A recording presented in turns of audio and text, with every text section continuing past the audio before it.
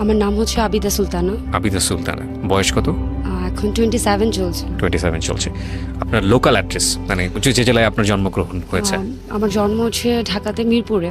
আচ্ছা। আর এখন বর্তমানে তো আমি এখন গুলশানে থাকছি। গুলশানিতে থাকছেন, ওকে। সো আবিদা সুলতানা আজকের হচ্ছেন গেস্ট, এবং সে জীবন গল্পে তার নিজের জীবন গল্পটা বলতে এসছে। আর এই অনুষ্ঠানে অংশগ্রহণ করার জন্য একটি ফোন নাম্বার আছে, আপনারা নিশ্চয়ই সেটা জানেন, 09611904 any time you can call and আপনি বলতে পারেন কি আপনার জীবন গল্প, আমরা আপনার সঙ্গে যোগাযোগ করবো, যেভাবে আমাদের গেস্টরা এখানে এসে থাকেন। এছাড়াও আরেকটি পদ্ধতি আছে, আপনারা চাইলে আমার ওয়েবসাইটের মাধ্যমে আমার সঙ্গে যোগাযোগ করতে পারেন, www.rjkibria.com। এটা হচ্ছে আমার website, personal website in fact. www.rj আছে একটা, তারপরে KEB not KIB KEBRIA.com, that is rjkibria.com। গুগলে গিয়ে সার্চ করলে দেখবেন যে প্রথমে আমার ফেসবুক পেজ, তারপরে আমার ওয়েবসাইটটা চলে আসে। সো আপনি ওখানে গিয়েও আমার নাম দিয়ে সার্চ করে এই দুটো জায়গার মধ্যে থেকে আমার সঙ্গে যোগাযোগ করতে পারবেন। আমরা শুরু করি আবিদা, যেখান থেকে আপনার বলতে ইচ্ছে করে। ইনফ্যাক্ট আপনার ধারণা আছে যেহেতু আপনি জীবন গল্প অনুষ্ঠানটা শোনেন এবং আগে রেডিওতেও শুনতেন। জি, আমি খুব শুরু থেকে শুরু করি, অ্যাট ফার্স্ট আমার বাবা মার লাইফ থেকে, তাহলে বেটার হয় আপনাদের সবার বুঝতে। আমার বাবারা অনেক ভাই বোন, মানে 4 ভাই 4 বোনের মতো। তো আমার দাদা লাইক আমার বাবাই বড় ছেলে ছিলেন। তো আমার ছোট ফুপ্পি লাইক 5 বছর, তারপর একটা 7 বছর এরকম রেখে উনি মারা যান আমার মার বিয়ের 1 বছরের মাথায়। তো স্ট্যাটাসের অনেক বড় একটা ডিফারেন্স ছিল, তাদের অ্যারেঞ্জ ম্যারেজ ছিল। আমার আম্মু কুমিল্লা একজন জমিদারের মেয়ে, যার 1450 বঙ্গাব্দের বাড়ি ছিল আমার নানাদের, এই টাইপের। আর বাবা তো ঢাকায় জাস্ট একটা সরকারি জব করতেন, সে পাশাপাশি উনি টুকটাক বিজনেস করে এত 15-16 জনের একটা সংসার এটা চালানোর ওয়ে করতেন। তো এরকম একটা জমিদার বলতে আমি একটু জানতে চাই, মানে জমিদারের ব্যাপারটা, যেহেতু আপনার নানার কথা বলছেন। নানু বাড়ি হচ্ছে কুমিল্লা একদম প্রপারে, ছোটরা কাজী বাড়ি, এটা এক নামে সবাই চিনে। আর 1450 বঙ্গাব্দের জমিদারের বাড়ি। এই তো জমিদারের নাম কি ছিল? কাজী ফজলুল করিম। কাজী ফজলুল করিম, লাইক আমার নানা ভাইয়ের নাম ছিল। ওকে। তো ওখান থেকেই শুরু আর কি। আমার বাবা অসম্ভব সুন্দর ছিলেন, আমার মা শ্যামলা ছিলেন। আপনার বাবার স্ট্যাটাসটা একটু জানি, কারণ একটা জমিদারের মেয়েকে সে বিয়ে করছে। বললামই যে আমি আরেকটু পরিষ্কার, সরকারি জব করছেন, শিক্ষিত ছিলেন উনি। বাস হয়ে গেল। ওই জমিদারের মেয়েকে বিয়ে করা এত সহজ? হ্যাঁ, কারণ আমার মা অনেক শ্যামলা ছিলেন। ও আচ্ছা আচ্ছা, ওই জায়গাটা একটু ব্যালেন্স করে। হ্যাঁ, আমার বাবা অনেক ফর্সা ছিলেন, অনেক সুন্দর ছিলেন। ইভেন উনি চা পান ধূমপান কোনোটাই করতেন না। আচ্ছা, খুবই নাইস একটা পার্সন ছিলেন, পার্সোনালিটি ফুল বিলং করতেন। ইভেন 2টো রুম ছিল আমাদের তখন মিরপুরে দাদু বাড়িতে। পড়ার জায়গা হতো না দেখে সে রাস্তায় ল্যাম্প স্ট্যান্ডের নিচে বসে পড়াশোনা করতো। অলরেডি সে সিএ কমপ্লিট করেছে, সেই মিরপুর থেকে হেঁটে এসে তিতুমিরে এসে তার পড়াশোনা কমপ্লিট করেছেন, দেন সিএ করেছেন একার চেষ্টাতেই, এবং হোল ফ্যামিলিটাকে উনি সামলিয়েছেন। ইভেন আমার বাপ চাচাদের সবাইকে উনি বাড়ি করে দিয়েছেন, ফুপ্পিদেরকে বিয়ে করে দিয়েছেন। আর আমাদের সবাই এখন ঢাকায় সবার 2-3টা করে বাড়ি আছে, সব আমার বাবার দেওয়া। ওরে বাবা, তাদেরকে বাড়ি করে দিয়েছেন ভাইদেরকে। উনি হচ্ছে আমার জীবন বলবো না, আমার লাইফে সবাই তার বাবাকে বেস্ট বলে, বাট আমার লাইফে আমার মনে হয় আসলে আমার বাবার মতো হাতে গোনা 5টা পাওয়া যেমন ডিফিকাল্ট, ইভেন ভাই হিসেবেও ডিফিকাল্ট এরকম পাওয়া। ইভেন আমার ফুপ্পিরাও তাকে বাবা বলেই ডাকে। ওরে বাবা, বিউটিফুল। সো বিয়ে শাদী হলো, তারপর আপনার আব্বু? তো আমার মা অবভিয়াসলি এসে দেখেছে অনেক টানাপোড়েন, যেটা আগের দিনে বিয়েতে কিন্তু একটু মিথ্যে বলা হতো, তো এই টাইপের। তো আমার বাবা আমার নানু বাড়ি থেকে আমার মা যে গোল্ডগুলো পায়, সে তার গায়ের গোল্ডগুলো খুলে দিয়ে বলে, আমার নানু বাড়ি থেকে যেগুলো পেয়েছো যে তুমি পাশাপাশি বিজনেস কিছু একটা করো, এভাবে পসিবল না। ইভেন এমনও হতো যে আমার মাকে জাউ দিয়ে ভাত খেয়ে থাকতে হয়েছে, অথচ উনি কিন্তু কুমিল্লার হচ্ছে ওমেন্স কলেজের থেকে বিএ কমপ্লিট করা মহিলা। ওকে। এবং আমার মামারা হচ্ছে ফার্স্ট বিসিএস ক্যাডার, একজন হচ্ছে পানি উন্নয়ন বোর্ডের ডিজে, এই টাইপের আর কি। ভেরি মানে গুড স্ট্যাটাস যেটাকে বলে। ওখান থেকে আমার মা আসা। ইভেন আমার বাবা অনেক সুন্দর কথা বলতো। আমার মামা বিয়ে ভাঙার জন্য ঢাকা পর্যন্ত আসছিলেন, বাবার সাথে জাস্ট 5 মিনিট কথা বলেছে ফাইন, এই ছেলের সাথে আমার মেয়ের বিয়ে হবে। ওকে, উনি এই টাইপের ছিলেন। তো এই অবস্থায় আমার বোন জন্ম হয়। আমার দাদা আমার বোনকেও দেখেনি, তার আগে মারা যায়। তো এরপরে 1 বছরের মাথায় আমার ভাই। তো এক ছেলে 1 মেয়ে, ওকে। আমার বাবার কোনো ছিল না যে ছেলে হতে হবে মেয়ে হতে হবে। তো উনি এত ভাই বোন বড় করতে গিয়ে ছেলে মেয়েদের মানে খুব লজ্জা পেতে ছেলে মেয়েদেরকে আদর করতে বা কোলে নিতে। আগের দিনে নাকি হচ্ছে আমি যেটা শুনেছি যে ছেলে মেয়েদেরকে কোলে নিত না, এরকম আমরা যেটা কিস করি বা মাম্মি সোনা কলিজা বলে বুকে নেই, সেটা নাকি নিত না। খুব শরমের ব্যাপার ছিল। হ্যাঁ হ্যাঁ হ্যাঁ। তো যে কারণে অ্যাকচুয়ালি এক মেয়ে হয়েছে। আমার মা অনেক কষ্টে বিয়ের 10 বছর পরে গিয়ে সুখ বলেন, টাকা পয়সা বলেন, বেসিক্যালি আমার বাবা করেছিল আমার মার গোলগুলো বিক্রি করে টাকাটা দিয়ে আপনার যে বলে আম্মুর নামে যে টেন্ডারগুলো হয় সরকারি হাইওয়ে রোডের, জি হ্যাঁ ওই একটা কোম্পানি খুলে আমার মার নামে। তো তো আমার কপালটা আসলে বেটার ছিল, আম্মুর নামে যখনই কোনো টেন্ডার জমা দিত ওটা হয়ে যেত সরকারি। আচ্ছা আচ্ছা। দীর্ঘ 10 বছর পর আমার বাবা ফার্স্ট টাকা ওই বিজনেস থেকে আসা শুরু করে জবের পাশাপাশি। তো দীর্ঘ 10 বছর এর ভিতরে আরও 2টো বেবি হয়। আমার বাবা অনেক সচেতন ছিল বলে কনসেপ্ট করেন না। তো আমি হয়ে পড়ি 10 বছরের মাথায় 3 নাম্বার। হ্যাঁ 3 নাম্বার, নট কনসেপ্ট করি, নট হয়ে যাই। আমার আগে আরও 2জন ছিল, এটাকে কনসেপ্ট করানো হয় না। তো আমি যখন হয়ে যাই আমার বাবা রাখবে না, আমার বাবা হচ্ছে বেবি রাখবে না, আর ভাই আর জ্ঞানজাম চায় না। তার ভিতরে এতগুলো ভাই বোন মানুষ করা, হ্যাঁ তার ছেলে মেয়ে, তার কথা হচ্ছে তার ছেলে মেয়ে যদি কম হয় তাদের কষ্ট করা লাগবে না। তো আমাকে এরকম হসপিটালে নিয়ে অপারেশন করার জন্য অলরেডি রিক্সায় উঠে যায়। হঠাৎ করে আমার মা কেন যেন মনে হয়েছে আমি ছেলে হতে পারি। তো আম্মু খুব রিকোয়েস্ট করে অলরেডি রিক্সায় উঠে গেছে, তারা রেডি হয়ে অপারেশন করবে, আমার মা আমাকে জোর করে রাখলো আমি ছেলে হব। এই চিন্তাতে কপালটা একটু খারাপ হয়ে গেল, আমি মেয়ে হয়ে জন্ম নিলাম। বাট আমার বাবার এটা নিয়ে কোনো স্টেজ ছিল না, সে অনেক হ্যাপি ছিল। এবং আমি 21 দিনের যখন আমার খুব ডায়রিয়া হয়, আমার চাচুর বিয়ে ছিল ওই টাইমটাতে, আম্মু খুব ব্যস্ত ছিল, তো আমার ডায়রিয়া হয় প্রচণ্ড। আমার বাবা সে নারায়ণগঞ্জ থেকে ঢাকায় একটা শিশু হসপিটালে সে মাইক্রো ভাড়া করে, অল্প আয়ও তখনও কিন্তু অল্প আয়, ওই সময় মাইক্রো ভাড়া করে নিয়ে এসে সারাদিন স্যালাইন দিয়ে হসপিটালে ভর্তি করানো ওয়ে নাই, বিকজ অফ বাসায় বিয়ে চলছে। আম্মুই তো বড় বউ, মা আম্মুই সব কিছু করছে। তো সে কারণে এরকম আমার মাথার দিক দিয়ে স্যালাইন দেওয়ার কারণে 21 দিন টানা আমার শ্বাসকষ্ট থেকে শুরু করে অনেক কিছু হয়ে যায়। তো আমার মেজো মামা নর্মাল একটা সে দেয়, আপনার এমনিতে এতজনের সংসার, একটা মেয়ে বাচ্চার পিছনে এতগুলো টাকা ফালানোর কি দরকার, আল্লাহর উপরে ছেড়ে দেন, বাঁচলে বাঁচো না বাঁচলে নাই। তো আমি জাস্ট একটু সে দিয়ে বলছি যে কেন আমার বাবাটা আসলে কীরকম।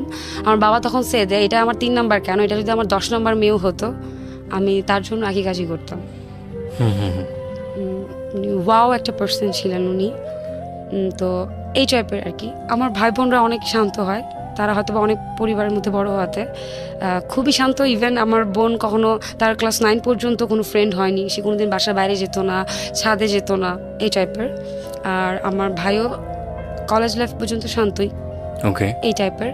আমি একটু ডিফারেন্ট জন্ম নিয়ে বলবো, বিকজ আমি অনেক দুষ্ট, অনেক হিউজ ডান পিঠে ছেলে যেগুলা, বরং এখন অনেক মেয়ে টাইপের হয়েছি, ছেলে টাইপের ছিলাম না তখন, মেয়ে টাইপের। আমি আপনাকে সে দিই, এই আমার নামে বিচার আসতো। আমি এরকম 4 তলা বাড়ি ছিল তো আমাদের, যেটাতে আমি জন্ম হই, সানসেট বেয়ে বেয়ে নিচে চলে যেতাম। বেসিক্যালি আমি হওয়াতে আমার বাবার, যেটা আমরা বলি, যেটা ধরে রাখি যে উন্নতি হওয়া, দেন সায়েন্স ল্যাবে উনি দোকান রেখেছিলেন আমার নামে। আচ্ছা আমি না বলি নামটা, স্টিল নাও এখনো আছে। অনুষ্ঠান শেষে বলেন, আমরা মাঝে মাঝে শপিং করতে যাব। অবশ্যই। প্রিয় শ্রোতা, একটা কথা বলে নিই আপনাদেরকে, যেহেতু উনি অনেক কিছুই না বলি করছেন, উনি আসলে খুব সম্ভ্রান্ত পরিবারের একটা সন্তান, এবং উনি যে কমিউনিটিতে বিলং করেন সেখান থেকে আসলে রেডিও অনুষ্ঠানে লাখ লাখ মানুষের সামনে নিজের জীবনের এই বিষয়গুলোকে ওপেন করা ইজ রিয়েলি ডিফিকাল্ট। কজ আমরা একটা কথা বলি, সামাজিক মর্যাদা বা সামাজিক সম্মান, সেই সামাজিক সম্মানের যে বিষয়টা আমাদের দেশে, সেটা আসলে সেই অর্থে এখনও যে খুব বেশি যুক্তিযুক্ত বা লজিক্যাল ফ্রেমে চলে তা কিন্তু না। তো সেই জায়গাটা থেকে এরকম একটা মানুষ এসে যে নিজের জীবন গল্পটা লাখ লাখ মানুষের সঙ্গে শেয়ার করছেন, এটা অনেক বড় একটা পাওয়া আমাদের জন্য। সো সেই জায়গা থেকে আমরা আসলে তার মূল গল্পটার দিকেই ফোকাস করবো, নট আশেপাশের কোথায় কি নাম বা এরকম কোনো কিছু, এগুলো ইম্পর্টেন্ট না আমাদের জন্য। জি বলুন। ওকে, আমি শুরু করছি। তো আমি অনেক দুষ্ট ছিলাম, দেখা গেছে যে ভাই আপুর নামে কখনোই তো বিচার তো দূরের কথা, ইভেন ভাড়াটিয়ারা ভাইয়াকেও চিনতো না ঠিক মতো। বাট আমি যে রাস্তার সামনে ক্রিকেট খেলা, মহল্লা টাইপ ছিল তো, ক্রিকেট খেলতাম ছেলে মেয়েদের সাথে, দড়িলা, বৌছি, সাচেরা, অনেক দুষ্ট ছিলাম, আনবিলিভেবল দুষ্ট। তা আম্মুর সে ছিল দুষ্টমি করতেছো তো, আমাদের বাসায় হচ্ছে নানু বাড়ি থেকে বাঁশের কঞ্চি এনে এটাকে চেঁচে রৌদ্র দিয়ে সরিষার তেল মারার জন্য।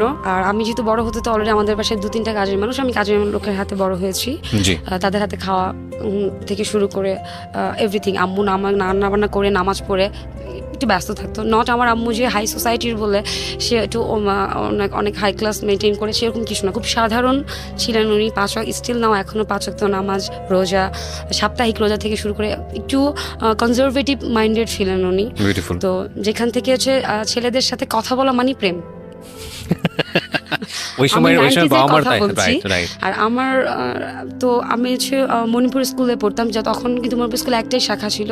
ক্লাস 3-তে মানে ভর্তি হওয়া মানে তুমি অনেক ব্রিলিয়েন্ট স্টুডেন্ট। ওরে বাবা, ওকে। তুলনা করা যেটা হতো, আমার বড় মেয়ে এরকম তুমি এরকম না কেন, আমার বড় মেয়ে এটা তুমি এরকম না কেন, এটা আসলে ভিতরে ভিতরে না অনেক নিজেকে ছোট করে দেয় একটা বেবিকে। তো অ্যাজ ইউজুয়াল আপু অনেক লক্ষ্মী মেয়ে ছিল। তো আমি করতাম কি, আমি লক্ষ্মী মেয়ে হওয়ার জন্য আমি আমাদের পুরো হোল ফ্যামিলিতে অনেক অল্প বয়সে ক্লাস লাইক আমার 7 বছর বয়সের মধ্যে আমি কোরআন খতম দিই, 5 ওয়াক্ত নামাজ শিখি, শুধু আমার আম্মুকে পড়ানোর জন্য। কারণ আব্বু তো আসলে বাইরে থাকতো, সরকারি চাকরি যে বাইরে থাকতে হতো, বদলি চাকরি হতো, তারা যত বড় অফিসার হোক না কেন। আর শুক্র শনি বন্ধ পেত, শুক্র শনি এসেছে তার ব্যবসার কাজে থাকতো। তো আমি আম্মুকেই পেতাম, তো আম্মুকে দেখতাম যে আপুকে অনেক নাইস করে কথা বলে আদর করে, আমার প্রিভিলেজটা বেশি দেয়। হ্যাঁ, তো আমার ছোটবেলা থেকে আমার ভিতরে একটা জিনিস কি অ্যাটেনশন ছিল, Attention আমাকে seeker। সবাই অ্যাটেন্ড করবে, নট শুধু শুধু অ্যাটেন্ড করবে। তো আমাকে ভালো হতে হবে, বেস্ট হতে হবে। তো দেখা গিয়েছে আমি এরকম অনেক অল্প বয়সে কোরআন খতম দিয়েছি।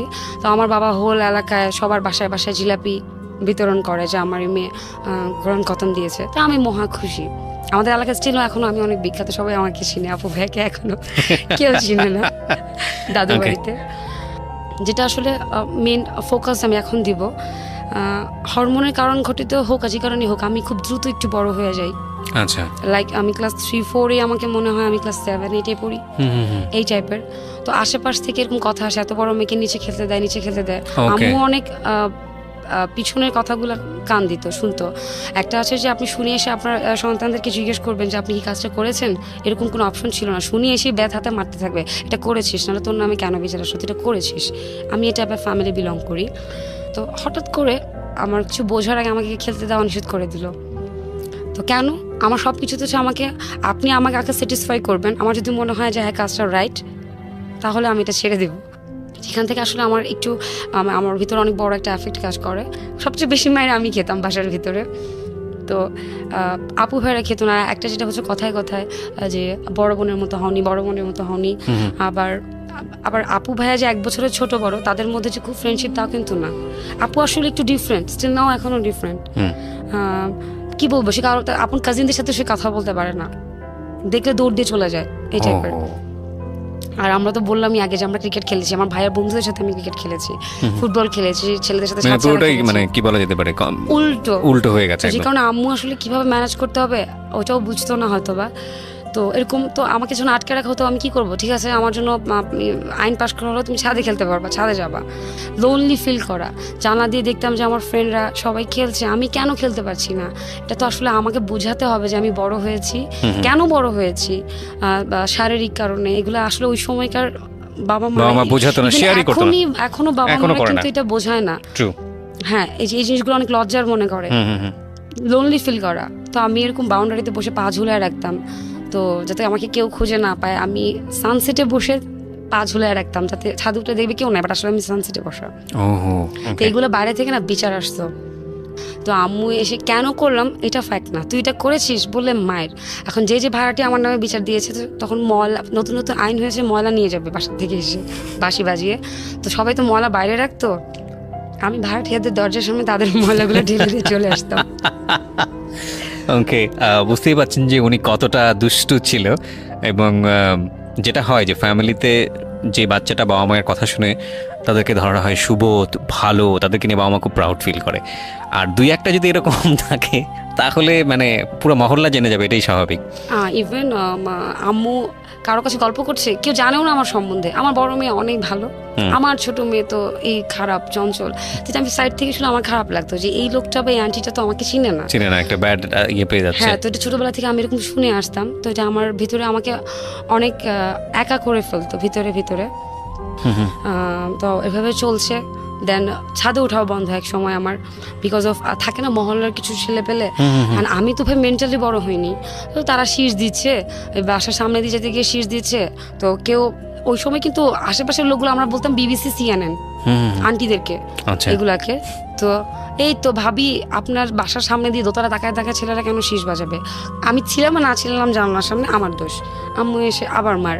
তো কখনো তো সে জানতে চেত না যে আসলে কাজগুলো আমি করেছি কি করিনি। এরকম করে একটা টাইমে গিয়ে চলছে। আর আমার বাবার সাথে সবসময় কথা, আমার বাবা অলওয়েজ, আর যদি বাবা পাশে থাকতো তাহলে মনে করেন মায়ের থেকে বেঁচে গেছি, বাবা পিছন দিয়ে আম্মুকে জড়া ধরে ফেলতো, মারা যাবে না। তো এভাবে চলছে। একটা সময় গিয়ে আমার রিমোটিক ফিভার হয়। আমি একটু অসুস্থ বাচ্চা থাকি, আমি আগে বলেছি 21 দিন থেকে শুরু আমার রিমোটিক ফিভার। তো অনেক ডাক্তার দেখানো হয়েছে, এই তো এখান থেকে আসলে আমার শুরু অসুস্থতার। আর যেটা আমি আগেই বলেছি যে বয়সের আগে যে কারণে সালোয়ার কামিজ পড়তে হবে, তোমাকে সালোয়ার কামিজ মেনটেন করতে না পারেন, তো বাসায় বসে বসে আপনি কি করবেন? আপনি সিরিয়াল দেখবেন।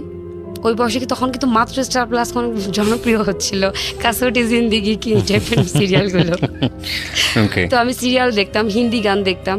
তো আর ছোটবেলা থেকে আমার মধ্যে টিভি দেখে দেখে নাচ হুবহু তোলা, নট হিন্দি, বাংলা, খুব নাচের শখ ছিল। আর আমার আম্মুর কথা হচ্ছে নাচলে কবে উদ্যোগে যাওয়া লাগবে।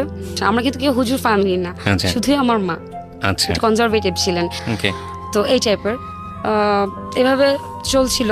তো ক্লাস 5-এ যখন আমি পড়ি, আমার বাবার খুব সিরিয়াস অসুস্থ, তার কোলেস্ট্রল 600 সামথিং, যে কোনো একটা ছোটোখাটো হিট স্ট্রোক করলেও সে মারা যেতে পারে। আমার বড় বোন মাত্র ইন্টার দিল। তো এখন একটু একটু করে তো আসলে আমাদের বাড়ছে, আমাদের ঘর বাড়ি বাড়ছে, জায়গা বাড়ছে। তো এখন বিজনেস তখন ভালো চলতেছে, হ্যাঁ জব আছে, আবার বাড়ি ভাড়াও তো আসতেছে এখান থেকে। তো আব্বু আবার কখনো কি জমাতো না, যেগুলো আমি বলবো না, দান খরাতে কখন বলতে হয় না এগুলো দানের কথা, আমি বাদ দিই। তো সে হেল্প করতো। তো ইভেন এমন হয়েছে ভাড়াটিয়ে 3-4 মাসে ভাড়া দিতে পারে না, এসে বলছে ভাই মাফ করে দেন। আচ্ছা ঠিক আছে যাও। তো আমি যেখান থেকে শেষ করে এসেছিলাম ক্লাস 5-এ, আমার বাবা অসুস্থ হয়ে পড়ে। আবার এর মধ্যে এই অবস্থাতে আমি ক্লাস 5-এ একটা সমস্যা দেখা দেয়, আমি ধাপ মাথা ঘুরে দিয়ে পড়ে যাই। তো অনেক একই ডাক্তার দেখানো, টেস্ট করানো, কোনো কিছু ধরা পড়ে না। লাস্টে দিয়ে পড়ে যে আমি অল টাইম লো প্রেশার এবং আমার নার্ভ অনেক দুর্বল, আমি অল্পতে নার্ভাস হয়ে পড়ি। তো এটুকুই ধরা পড়েছে। তো আব্বু ভেবেছে দুর্বল, তো খাওয়া দাওয়া করালে ঠিক হয়ে যাবে, এই খুব লাইটলি না যেগুলো বলে। এভাবে যখন যেতে থাকে, একটা সময় গিয়ে আমার বোনকে, যে যখন আমার বাবা অসুস্থ হয়ে পড়েন, এখন একটা ছেলে তো লাগে, বড় সন্তান, আমার ভাইও তো মাত্র ইন্টার দিয়েছে। ওরা 1 বছর ছোট বড় হলে কি হবে, একই ক্লাসে তাদেরকে ভর্তি করে দেওয়া হয়েছে। তো সেও তখন মাত্র ইন্টার দিবে বা দিচ্ছে এরকম অবস্থায়। তো যেটা বলে আর কি ওই সময় যে বড় জামাই ছেলের মতো হবে। তো আমার বোনকে বিয়ে দিয়ে দেওয়া হয়। ইভেন আমার বোন রাজি ছিল না, তার কোথাও প্রেম ছিল না, কোনো কিছু ছিল না, জাস্ট একটা গার্জিয়ান দরকার, বাবা যদি হুট করে কিছু হয়। তো যে কারণে আমার বোনকে বিয়ে দেওয়া হয়। এই হচ্ছে উনি আমাদের লাইফে এন্ট্রি করেন, দুলা ভাইটা এইভাবে। ইভেন আমার বাবা একদম হোল ফার্নিচার থেকে শুরু করে যা লাগে 3 বছর এভরিথিং সে বেয়ার করেন। নট তারা কোনো চাহিদা ছিল, আমার বাবাই দিয়ে দিয়েছেন। সে আসলে আমাদের মেয়েদেরকে না অ্যাজ এ ছেলের মতো করে বড় করেছে। তো বাট আমাদের বাসার পরিবেশ, আমি আগে একটু বলিনি, বাসার পরিস্থিতি কিন্তু সব একই চলতো। এই জন্য আমি আর বারবার বলছি না যে মারধর করা, রাগী, এরকম ছেলের সাথে গল্প করা মানেই হচ্ছে তুমি প্রেম করো, ছেলে বন্ধুই হোক। আমি স্কাউট করতাম, তো স্কাউটে কিন্তু ছেলেদের সাথেও কথা বলতে হয়। আর আমার একটাই কোশ্চেন থাকতো, ছেলেদের সাথে কথা বললে কি হয়? আর আমার মা হচ্ছে কথা বলা যাবে না। তো তা অ্যাজ ইউজুয়াল আমার মা ধরিয়ে নিয়েছে, আমার ক্যারেক্টার একটু ঝামেলা ছিল, আমি আমার বড় বোনের মতো হইনি। তখনও পর্যন্ত আমার লাইফে কখনো প্রেম ভালোবাসা এগুলো কিছু ছিল না। আমি খুব ডান পিটে ছিলাম, আমি আগেই বলে নিয়েছি। তো যখন আমি ক্লাস 6-এ পড়ি, হঠাৎ করে শ্বাস টান ওঠে, আমার প্রচণ্ড অজ্ঞান হয়ে শ্বাস টান ওঠে। তো আবার আব্বু ডাক্তার দেখানো হয়। তো তখন ডাক্তার একটু বলেছে যে ওনাকে একটু প্রেশার কম দিবেন, উনি মনে হয় প্রেশার ফিল করছে অনেক বাসা থেকে। তো তো প্রেশার কম মানে কি, পড়াশোনায় প্রেশার কম, এটা কি কোনো বাবা মা মেনে না? তো আমার জন্য 4টা টিচার, ক্লাস 8-এ পড়ি, ক্লাস 9 উঠবো সামনে অ্যাজ ইউজুয়াল। আমার আপু সায়েন্স ছিল, বাট আমার বাবার শখ ছিল আমাকে কমার্সে দিবে, আমি সিএ পড়বো। তো যখন ক্লাস 7-এ পড়ি, উঠি, এভাবে চলে যায় কিছুদিন। কিছু হলেই মানে প্রায় সপ্তাহে 1-2 দিন আমার এরকম শ্বাস টান উঠতো, বাসায় সিলিন্ডার রাখা হতো, দেওয়া হতো। মানে এতটা আসলে বুঝেই নেই যে এটা অন্য সেক্টরেও সাইড এফেক্ট হতে পারে। নর্মাল ব্লাড টেস্ট হতো, ইউরিন টেস্ট হতো, ডাক্তাররা যা তো টেস্ট আছে সব দিত, আসলে মূল যে টেস্টটা এটা কেউ করাতো না। তো বলেছি একটু প্রেশার কম দিবেন তাকে, এতটুকুই।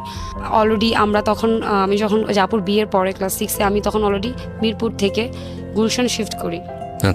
এইটা আমার জন্য অনেক বড় একটা আঘাত ছিল, বিকজ অফ ভিতরে আমি যেখানে আমার জন্ম, আমার কাছে আসলে টাকা পয়সাটা অনেক বড় ফ্যাক্ট ছিল না।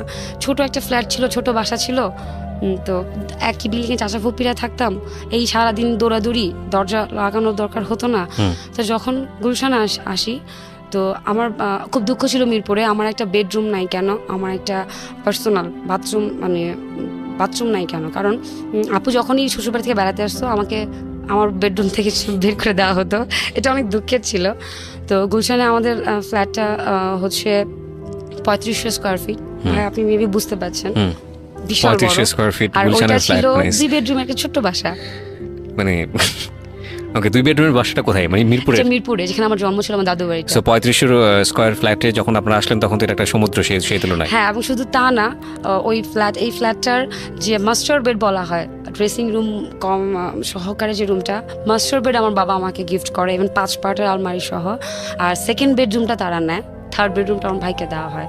তো সে জাস্ট চোখ ধরে এসে নিয়ে রুমটার সামনে নিয়ে যায়। আমি আপনাকে বুঝাতেই পারতেছি যে কত স্কোয়ার ফিট হবে একটা রুম। সেটা হচ্ছে একটা ড্রেসিং রুম সহ, একটা হাইলি মানে কি বলে এটাকে, ফিটিংস লাগানো টয়লেট, এই টাইপের 5 পার্টের একটা আলমারি। তো আমার বাবা এসে বলে, আমার এই মেয়েটা আমার কাছে জীবনে একটা জিনিসের জন্যই কান্না করেছে, আমার একটা বাথরুম নেই, আমার একটা পার্সোনাল বেডরুম নেই। ভাইয়া এখানকার পরিবেশটা তখন আশেপাশে আমাদের জাস্ট আমাদেরটাই বিল্ডিং ছিল, বাকি সব নিচতলা বা ডুপ্লেক্স তখন 1 নম্বরে। এবং আমি একটা সে দিতে চাচ্ছি, আমি চাচ্ছিলাম তার নামটা আসুক। এটা হচ্ছে যে বাড়িটা, আচ্ছা আচ্ছা, গান করে যে তাদের নানা বাড়ি, এটাই ফার্স্ট। তখন উনি জজ ছিলেন, তো উনি বাড়িটা হচ্ছে লোন করে দেন হচ্ছে 1 বিঘার উপরে বাড়িটা, ওইটা উনি রেডি করেন। কিন্তু তার ছেলেরা অনেক আগে রেডি করেন, জজ সাহেব ছিলেন। তো তার ছেলেরা দুঃখবশত লোন খালি ভাড়া তুলে খেয়েছেন, লোনটা শোধ করেন নাই। তো ইসলামী ব্যাংক তখন এটা বাজেয়াপ্ত করে নেয়। তখন হচ্ছে ব্যাংক থেকে এই ফ্ল্যাটগুলা আমার বাবা তখন কিনে 2টা ফ্ল্যাট একসাথে, 3500। ওকে ওকে, দোতলায় থাকি আমরা, স্টিল না এখনো। তো আপনি আসলেন, ফ্ল্যাটের রুমটা পেলেন, তারপর? হ্যাঁ, তো সবই ঠিক আছে, এক্সাইটমেন্টে ভাইয়া বাসা গুছিয়েছি, রুম গুছিয়েছি, তারপরে না আর ভালো লাগে না। এখানে কোনো হাউকাউ নাই, শব্দ নাই, কেউ কারোর সাথে মিশে না। নিচে গেলে অপোজিট থেকে দারোয়ান ড্রাইভার আছেন কীভাবে তাকিয়ে থাকে, এটা তো ওইরকম টাইপের না। নিচে হাঁটার মতো হাঁটতেও যাওয়া যায় না, এখানে কেউ হাঁটে না। মানে একটা কি বলে, ছোট একটা ডোবা থেকে আপনাকে সমুদ্রে এনে ফেলে দিয়েছে, কিন্তু আপনাকে সাঁতার শেখানো হয়নি, বিষয়টা হচ্ছে এরকম ছিল। ওকে। তো আমার বাবা তো তার বেস্টটা দিয়েছে তার সন্তানদেরকে, সে বেস্ট করেছে, কিন্তু আমি খুব লোনলি হয়ে গেলাম। ভাইয়া রুমটা অনেক দূরে, সে দরজা লাগিয়ে রাখে। আর আপু তো তখনও পাশের ফ্ল্যাটে আসেনি। তো আম্মু আব্বু রান্নার মতো করে এক রুম থেকে আরেক রুমে কলিং বেল বাজানো লাগে। আগে তো এরকম ছিল না, আমরা সিঁড়ির কাছে দাঁড়িয়ে ডাক দিতাম, কাকা আপনাকে আম্মু ডাকে।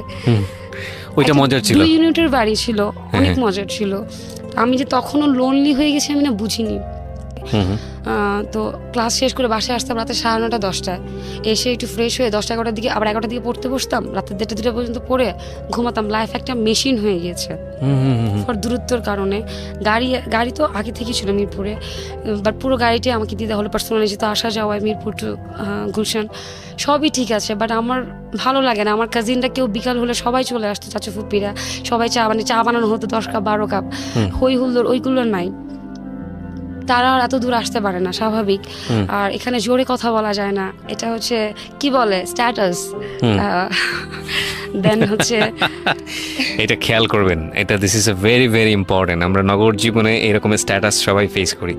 ওকে, হ্যাঁ। তো আপনার এবং এই স্ট্যাটাসের পর একটা শিশুর কি অবস্থা হয় সেটা একটা ব্যাপার। হ্যাঁ বলুন। আমার বাবার সবচেয়ে বেস্টটা দিয়েছে তার সন্তানদেরকে, সে কষ্ট করে, তখনও পর্যন্ত তার শার্ট প্যান্ট গনা যাবে হাতে গোনায়। অথচ আমার মেয়েকে 5 পার্ট, মানে আপনিও বুঝতেছেন কি বিশাল বড়, আর মানে এত কাপড় চোপড় আমার। তো সে তো বেস্ট দিয়েছে, আমি তাকে দোষ দিতে পারছি না, কিন্তু আমার তো ভালো লাগছে না। আমি বদ্ধ হয়ে গেলাম, ভাইয়ার নর্থ সাউথে ভর্তি হয়ে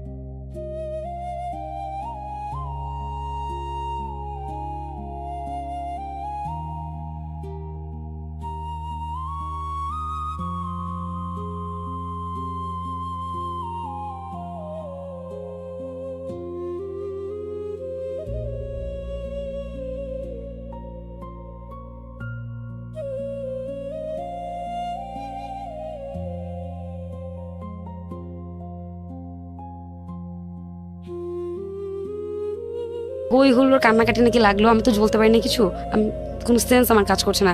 আমি ছোটবেলার আবল তাবল কবিতাগুলো যেগুলো ছোটবেলায় শেখানো হতো সেই ছোটবেলায়। Beautiful. C this is a movie thing, মানে মনে হচ্ছে একটা ছবি দেখছি চোখের সামনে। একটা মেয়ে তার ভিতর থেকে যে কষ্টটা সেটা সে একদম ক্রিটিক্যাল মোমেন্টে ফেস করছে, অথচ আমরা যারা মানে খুব র্যাশনাল জীবনযাপন করি, সো কল র্যাশনাল জীবন, তারা আমরা চিন্তা করছি এটা সমাধান কি হতে পারে, নিশ্চয়ই জিনে ধরেছে। আচ্ছা জিনে ধরলে অন্য কোনো সমস্যা। তো ওকে, ফুপিদেরকে ডাকা হয়েছে, তো ফুপির এরকম কান্নাকাটি, তো আব্বুগুলো বিশ্বাস করে না, তাবি যে সেই স্টিল নাও সিঙ্গেল। আমার মা এখনো আমাকে ছাড়ে না এগুলোর তাবিজ তাবিজ দিয়ে রেখেছে। ওকে ওকে। তো যাই হোক, তো কি হয়েছে, আব্বু মানসিক ডাক্তার কে বেটার, আমার বাবা একমাত্র বলেছে। তো মোহিত কামাল স্টিল নাও এখনো সে বেস্ট, আমি তার নামটা আমি চাই সবাই শুনুক। ঠিক আছে, আমরা অনেকে জানেন। আরেকটা ডাক্তার ছিল, আমি চাই না তার নামটা জানানো হোক, উনি শক ট্রিটমেন্ট দিতেন। উনিও তখন অনেক বেস্ট ছিলেন, বাট ওনার ট্রিটমেন্ট ওয়ে ছিল কারেন্টের শক দেওয়া, কারেন্টের। আর মোহিত কামাল ছিলেন যিনি হচ্ছে আপনার কাউন্সিলিং করে করে ওষুধ দিয়ে দিয়ে উনি ওয়ান অফ দ্য বেস্ট, এবং আমার লাইফটাকে আজকে অনেক বেটার পর্যায়ে আনার জন্য ওনার অনেক হাত আছে। তো ওনাকে থ্যাঙ্কস দিতে চাই যে ভাগ্যিস উনিও তখন আস্তে আস্তে উঠছিলেন। তো মোহিত কামালের কাছে আব্বু আমাকে নিয়ে যায়। তো ফার্স্টে জাস্ট 3-4 দিন পরে আমি একটু নর্মাল হই, সুস্থ হয়ে যায় নর্মাল। তো ফাইন, 2-3 দিন পরে ডাক্তার খালি বলেছে যে ওকে কোনো প্রেশার দিয়ে না, কোনো কিছুতে প্রেশার দিয়ে না, ওর যা ইচ্ছা করুক, এতটুকু বলে ছেড়ে দিয়েছেন 3-4 দিন পরে। তো এরকম 1-2 সপ্তাহ যায়, আবার আমি সেম অসুস্থ হয়ে পড়ি।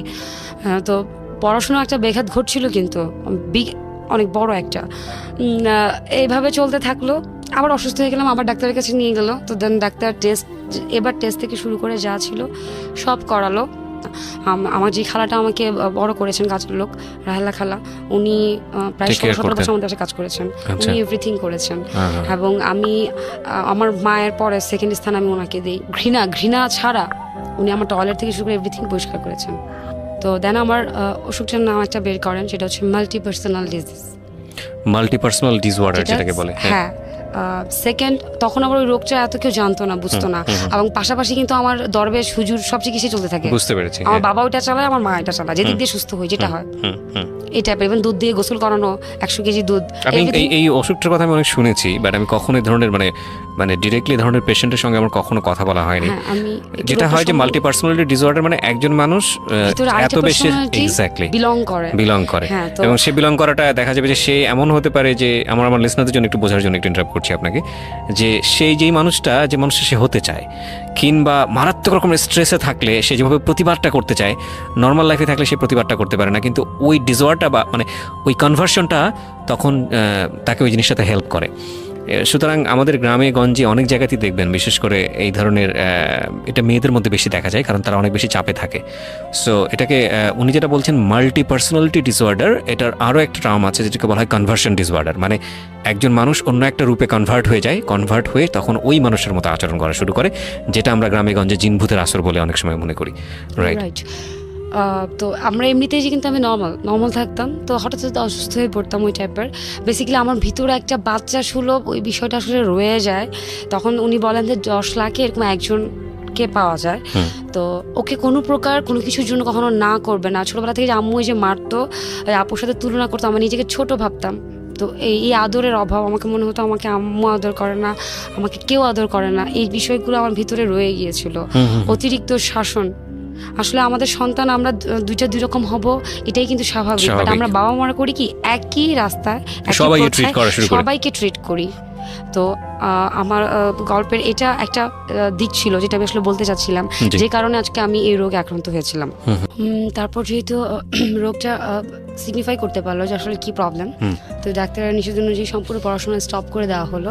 আর বলা হলো যে ও এক্সট্রা কারিকুলাম যা করে ওটা চালিয়ে যান, আর টোটালি কোনোভাবে কোনো প্রকার বকা ধমক কিছু করা যাবে না, টোটালি না, মানে কোনো প্রকার প্রেশারও না ওয়ার্ডটা বলা যাবে না। তো যথাযথ করে আব্বু অলরেডি বিজনেস অফ করে দিয়েছে, আর দরকার নেই আমাদের তো কষ্ট করার। তো যে কারণে আমার টোটালি পড়াশোনা স্টপ। তো আমি জাস্ট নাচ করি, নাচ নিয়ে থাকি। তখন আম্মু চুপ, আম্মু তো পারে না আসলে বকা না দিয়ে থাকতে। আম্মুর সে ছিল এগুলো আছে অভিনয় করতেছে, এগুলো কিছুই না, একটু ধরলাম হয়তো বা একটু প্রবলেম হয়েছে, যতটুকু যাচ্ছে বেশি হচ্ছে। আব্বুর কথা হচ্ছে তুমি কোনো কথাই বলবো না, তুমি ওর থেকে 100 দূরে থাকো, তুমি ওর সাথে কোনো কথাই বলবো না, এই টাইপের। তো স্বাভাবিক, যেহেতু আমি পুরোপুরি দমে তখন নাচ নিয়ে ব্যস্ত, যেটা হয় তখন টিভিতে আমি নাচ সব ধরনের প্রোগ্রাম করি নাচের, মানে সেটা চ্যানেলাই হোক, এটিএন হোক, এই টাইপের। অলরেডি বিটিভি লিস্টেড শিল্পী হইলাম নাচের ইয়েতে। তো এরকম নাচ নিয়ে ব্যস্ত।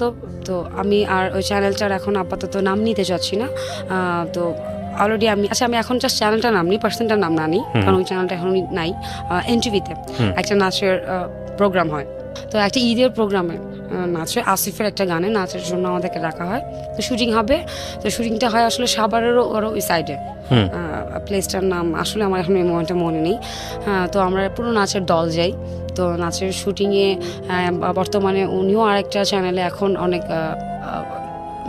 ভালো একটা জায়গা বা ডেজিগনেশন নিয়ে আছেন, এবং আমি যার কথা এখন বলছি দুজনই এখন দুটা বেসরকারি চ্যানেলে দুটা মানে জায়গা দখল করে আছেন। হ্যাঁ, তো আমি ওদের নামগুলো বলছি না। তো তখন দুজনই এনটিভিতে ছিলেন, একজন এনটিভির প্রডিউসারে ছিলেন, আরেকজন তার হচ্ছে তখনও অ্যাসিস্ট্যান্ট হিসেবে কাজ করছেন এনটিভিতে, তো হচ্ছে আপনার ফ্রিল্যান্সিং হিসেবে ওরকম টাইপের। তো আমরা এরকম এনটিভিতে শুটিংয়ে যাই নাচ করতে, আর আরেকটা মেয়েকে পাশাপাশি জাস্ট ফান করে বলতে থাকি যে আরে আমাদেরকে কি দেখাবে, যারা সুন্দর তাদেরকে দেখাবে, যদিও আমি একটু শ্যামলা, আমি জানি। তো পাশ থেকে পিছন থেকে যে তখন ডিরেকশন দিয়েছিলেন উনি তখন পিছন থেকে বলে বসেন যে আপনার ধারণাটা ভুল। তো আমরা পিছন দিয়ে তাকিয়ে দেখি যে আসলে পিছনে ডিরেক্টর যে ডিরেকশন দিয়েছিলেন প্রডিউসার উনি দাঁড়িয়ে আছেন। তো জানলে তো আমরা বলতাম না, আমরা তো সাবান দিয়ে মুখ ধুতে কথাটা বলছিলাম। তো আমরা সরি ভাইয়া বলে এখান থেকে ব্যাক করে চলে আসি যখন গাড়িতে বসি, আমার আম্মু যায়, আমার সব শুটিং আমি আম্মুকে নিয়ে যাই, কখনো একা যেতাম না আমি, আমার কেমন যেন আনইজি লাগতো। তো শুটিংয়ে যখন গাড়িতে বসবো আমি তাদের এনটিভির, তো এর মধ্যে উনি সামনে এসে বলে যে আমার ডাক নাম থাকে একটা, আমার নামটা জিজ্ঞেস করে, আমি আমার নামটা বলতে যাচ্ছি না, ডাক নামটা ফাইন। তো বলছে যে আপনার নাম্বারটা দেওয়া যাবে, তখন অলরেডি আমি আমার হাতে দুটো ফোন, তো এরকম নাম্বার দেওয়া যাবে বলাতে আমি তাকে যে নাম্বারটা নাচের টিচারদের কাছে সবার কাছে দেওয়া, আমি পার্সোনালি ইচ্ছে করে সেই নাম্বারটা দিই। সে আবার দেখেছিল আমার হাতে দুটো মোবাইল, তো সে আমাকে নাম্বারটা দেওয়ার পরে সে ইচ্ছে করে ফার্স্ট একটা ভুল নাম্বার দিই, একটা ডিজিট, সাথে সাথে যে সে আবার ট্রাই করে দেখবে এটা তার আমি বুঝিনি। তো তৎক্ষণাৎ এখানে দাঁড়িয়ে ফোনটা ট্রাই করে বলে যে ফোনটা ঢুকছে না, আপনি মনে হয় ভুল নাম্বার দিয়েছেন। সে একটা চ্যানেলের অলরেডি প্রডিউসার হিসেবে আছেন। আমি কি বলবো, আমি সরি ভাই, আমি ধরো নতুন নাম্বার নিয়েছি, তো আমি ভুলে গিয়েছি। আচ্ছা ঠিক আছে, আপনার নাম্বারটা বলেন, আমি ফোন দিয়ে দেখছি। আমি নাম্বারটা তাকে দিয়ে দেওয়ার পরে ফাইন। তো আমাকে আমার নাচের টিচার বলতেছে কি ব্যাপার, ডিরেক্টরের নাম্বার দাও না কেন, তোমার জন্যই তো ভালো। হ্যাঁ, কি বা ভালো হবে ভাই, আমার জাস্ট নাচ করা ছাড়া কখনো লাইফে মডেল হব, নায়িকা হব, এগুলোর কখনো কোনো শখ ছিল না। আমি নাচকেই শুধু ভালোবাসি, ছিল না এখনো। তো আমি বাসায় চলে আসি, 2-3 দিন পরে এরকম মাঝরাতে একটা ফোন আসে, আনো না, আমি তোর নাম্বার সেভও করে রাখি না, আমার দরকারও নেই। তো রাত থেকে এরকম ফোন আসে, ফোনটা আমি পিক করে হ্যালো বলি, কে বলছেন? তো বলছে যে আপনার পরিচিত, কথা বলা যাবে? আমি জি বলেন, ভালো আছেন? আমি আপনার আর কোনো কথা আছে? আমি তো আগে বলেছি আমি একটু ধর্মার কার্ড। তো আমি আর কোনো কথা আছে না, কথা ফোনটা রাখ বলে ফোনটা রেখে দিয়েছি আমি। তো এরকম আবার 2-3 দিন পরে ফোন দিয়েছে, যখন দেখা যায় তার পরিচয় ছাড়া আমি কথাই বলতেছি না, দেন সে পরিচয় দেওয়ার পরে হ্যাঁ ভাইয়া বলেন, পরে বলতেছে যে ভালো আছো? জি ভালো। খেয়েছো? জি খেয়েছি। আবার রেখে দিচ্ছে। সকালে খাবারের খোঁজ নিচ্ছে, দুপুরে খাবারের খোঁজ নিচ্ছে, রাতে খাবারের খোঁজ নিচ্ছে। ফাইন। আর অলরেডি বাসা থেকে একটা পড়ার গ্যাপের কারণে তো কেউ আমার বাবার মাথায়, মার মাথায় অলরেডি ঢুকাচ্ছে বিয়ে দিয়ে দাও, বিয়ে দিলে ঠিক হয়ে যেতে পারে, সব ভূত মাথা থেকে নেমে যাবে, এই টাইপের। তো আমি এরকম প্রায় এরকম ফোন আসে। এখন আমার একটা ফ্রেন্ড অলরেডি স্কুলের, সে আমাকে একদিন একটা ফোন দিয়েছে, সে অলরেডি তখন প্রেম করছিল। তো ওর বয়ফ্রেন্ডের সাথে কথা বলা লাগবে, সারা রাত আজকে একটা মোবাইল পেয়েছে, তো জানে সবাই আমার কাছে টাকা থাকতো, তো তখন হচ্ছে কার্ড পাওয়া যেত, ভাই ফ্লেক্সিবিলিটির কোনো নেই, ওয়ে ছিল, বের হয়নি, 30 টাকা করে কার্ড। তো এখন আমার ওই ফ্রেন্ডটা আমাকে বলে যে প্লিজ যেমনে পারো আমাকে একটা কার্ডের ব্যবস্থা করে দেয়। তো তখন গুলশান মানে ওই আমলে বুঝছেন মাগরিব আজানের পরেই শ্মশান, আর তো দোকানপাটিগুলো কিন্তু কিছু ছিল না, অফিস এগুলা সব শ্মশান হয়ে যেত। আর আমি বাসা থেকে কি বলে বা সন্ধ্যার পরে মাগরিব আজানের পরে বেরোবো, কি বলে বেরোবো আমি আম্মুকে? তো এর মধ্যে ওই লোকটা আমাকে ফোন দেয়, অ্যাজ ইউজুয়াল, সন্ধ্যা নাস্তা করেছো কিনা। তো যেটা এখন ওই সময় আমি অলরেডি, উনি প্রায় 1 সপ্তাহের মতো কিন্তু আমার সাথে কথা বলছেন, জাস্ট একটু বলে ফোনটা রেখে দেন, আমি আর কথা বাড়াই না বলতে উনিও বাড়ায় না। খেয়েছেন? হ্যাঁ খেয়েছি। আমি পাল্টা জিজ্ঞেস করি আপনি খেয়েছেন কিনা। তো এখন এই টাইমে উনি ফোন দেয়, যখন আমার মাথায় এটা আসে, তখন আমি তাকে বলি যে ভাই আমাকে একটা হেল্প করতে করতে হবে, আপনি জাস্ট আমাকে একটা নাম্বার দিব, ওই নাম্বারে একটা 300 টাকার কার্ড কিনে আপনি জাস্ট ওই নাম্বারটা একটু মেসেজ করে দিবেন, কার্ডের ইয়ারটার নাম্বারটা ক্র্যাচ করে ওটা মেসেজ করে দিবেন, আমি আপনাকে কাল সকালবেলা একটা কার্ড কিনে নাম্বারটা আপনাকে দিয়ে দিব। তো বলে কি হ্যাঁ হ্যাঁ সমস্যা নেই, আমি কি আপনি শিওর পারবেন তো? ওখানে আপনার দেওয়া লাগবে না। আমি না আমি তো দিব, আপনি একটু হেল্পটা আমাকে করে দেন। আমি বলবো যে আসলে এটাই মানে আমার কাজ হয়েছিল, তার থেকে হেল্পটা নেওয়া। তো হেল্পটা নিয়েছি। তো সে রাত্রেবেলা আবার ফোন দিয়েছে, হ্যাঁ আপু আমি হেল্পটা করে দিয়েছি। এখন একটা মানুষ হেল্প করে দিয়েছে আমার ফ্রেন্ডকে, একটা 300 টাকার কার্ড, আমি আদৌ টাকাটা ফেরত দেবো কিনা সে আমাকে চিনে না, আমার বাসার ঠিকানা জানে না। আমার লোকের সাথে তো দুইটা কথা ভদ্রতা খাতিরে আমাকে বলতেই হয়। তখন আমি প্রথম বলি যে ভালো আছেন কিনা, হ্যাঁ কেমন আছেন, আচ্ছা আপনি খেয়েছেন, হ্যাঁ খেয়েছি, জাস্ট দুটো কথা জিজ্ঞেস করে আমি ফোনটা রেখে দিই। পরের দিন সকালবেলা আমি আবার 300 টাকার কার্ড কিনে, তখন অ্যাক্টেল ছিল, রবিতন অ্যাক্টেল কার্ড কিনে তো তাকে আমি মেসেজ করে দিই যেটা বলেছি আমি করব। তো সে আবার ফোন করে কেন এটা করলেন হ্যান ত্যান আপনি করে।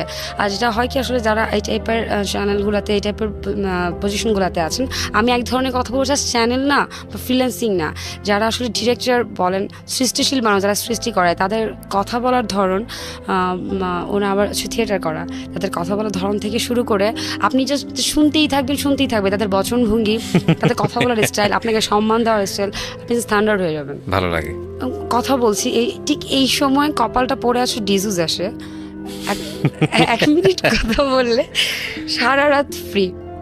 হ্যাঁ হ্যাঁ, তো এখন ভাই আমি 300 করে কার্ড করে অলরেডি সারা রাত শেষ করে দিচ্ছি, উপাস থেকে 300 টাকা কার্ড কিনে সারা রাত শেষ করে দিচ্ছি, মানে এই লেভেলে চলে গেছেন আপনারা। হ্যাঁ অবভিয়াসলি কথা হচ্ছে, দেখা কিন্তু তখনও হয় না, ফোনে 1-1.5 মাস টানা এরকম কথা হয়েছে, এই টাইপের চলছে। তো অলরেডি বাসা থেকে আমার বিয়ের প্ল্যানিং চলতেছে, তখন পড়াশোনা মোটামুটি স্টপ না পুরাই স্টপ, শুধু মোটামুটি না, তারও 1-1.5 বছর থেকে কোনোমতে করে আমি 8টা কমপ্লিট করি।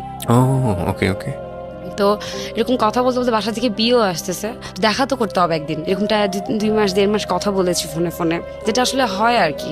আমি আসলে লোনলি ছিলাম, উনিও কথা বলছিলেন, হয়ে গিয়েছে একটা, ভালো লাগছিল সামহাউ, খুবই ভালো লাগছিল। আশেপাশে প্রজাপতি উঠছিল, বৃষ্টি হচ্ছিল, বৃষ্টি ভালো লাগছে, সেটা সত্য কথা ভাইয়া, ট্রু। তখন বকা দিলেও ভালো লাগে, চুরি করে দেখেন একই চুরি যদি বারবারই আগেও করেছি, আম্মুরা তো বকা খেয়েছি, তখন মন খারাপ হচ্ছে, তখন কিন্তু ভালোই লাগে, আল্লাহ চুরি করে এসেছি বকা খাইছে তো কি হয়েছে, এটা কোনো বিষয় না।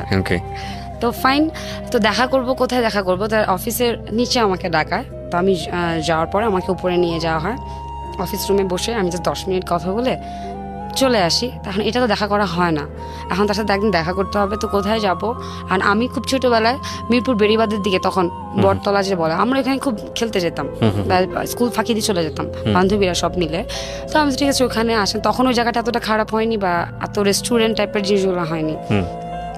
তো উনি আসলেন, আমার সবচেয়ে অপছন্দের কালার পরে সেটা হচ্ছে ইয়েলো টি শার্ট পরা, আমি আমার লাইফে চোখে দেখতে পারি না। তো সে আসার পরে আমি দূরের থেকে দেখে আমার মেজাজ খারাপ হয়ে গেল। তো আমি তারা বলতেছিলাম যে এই টি শার্ট কেন, এই টি শার্ট কেন, পরে বলে যে আমার এই কেন, কি সমস্যা, এই কালার কেন। তো এটা নিয়েই প্রায় আমি রাগারাগি, আমার এই কালারটা পছন্দ না। দেন আমি ওদিন তাকে সব বলি, আমার মানসিক অসুস্থতার কথা, পরিবারের কথা। আমি খুব স্ট্রেট ফরওয়ার্ড একটা মেয়ে, তো আমি সবকিছু সত্য বলতে পছন্দ করি।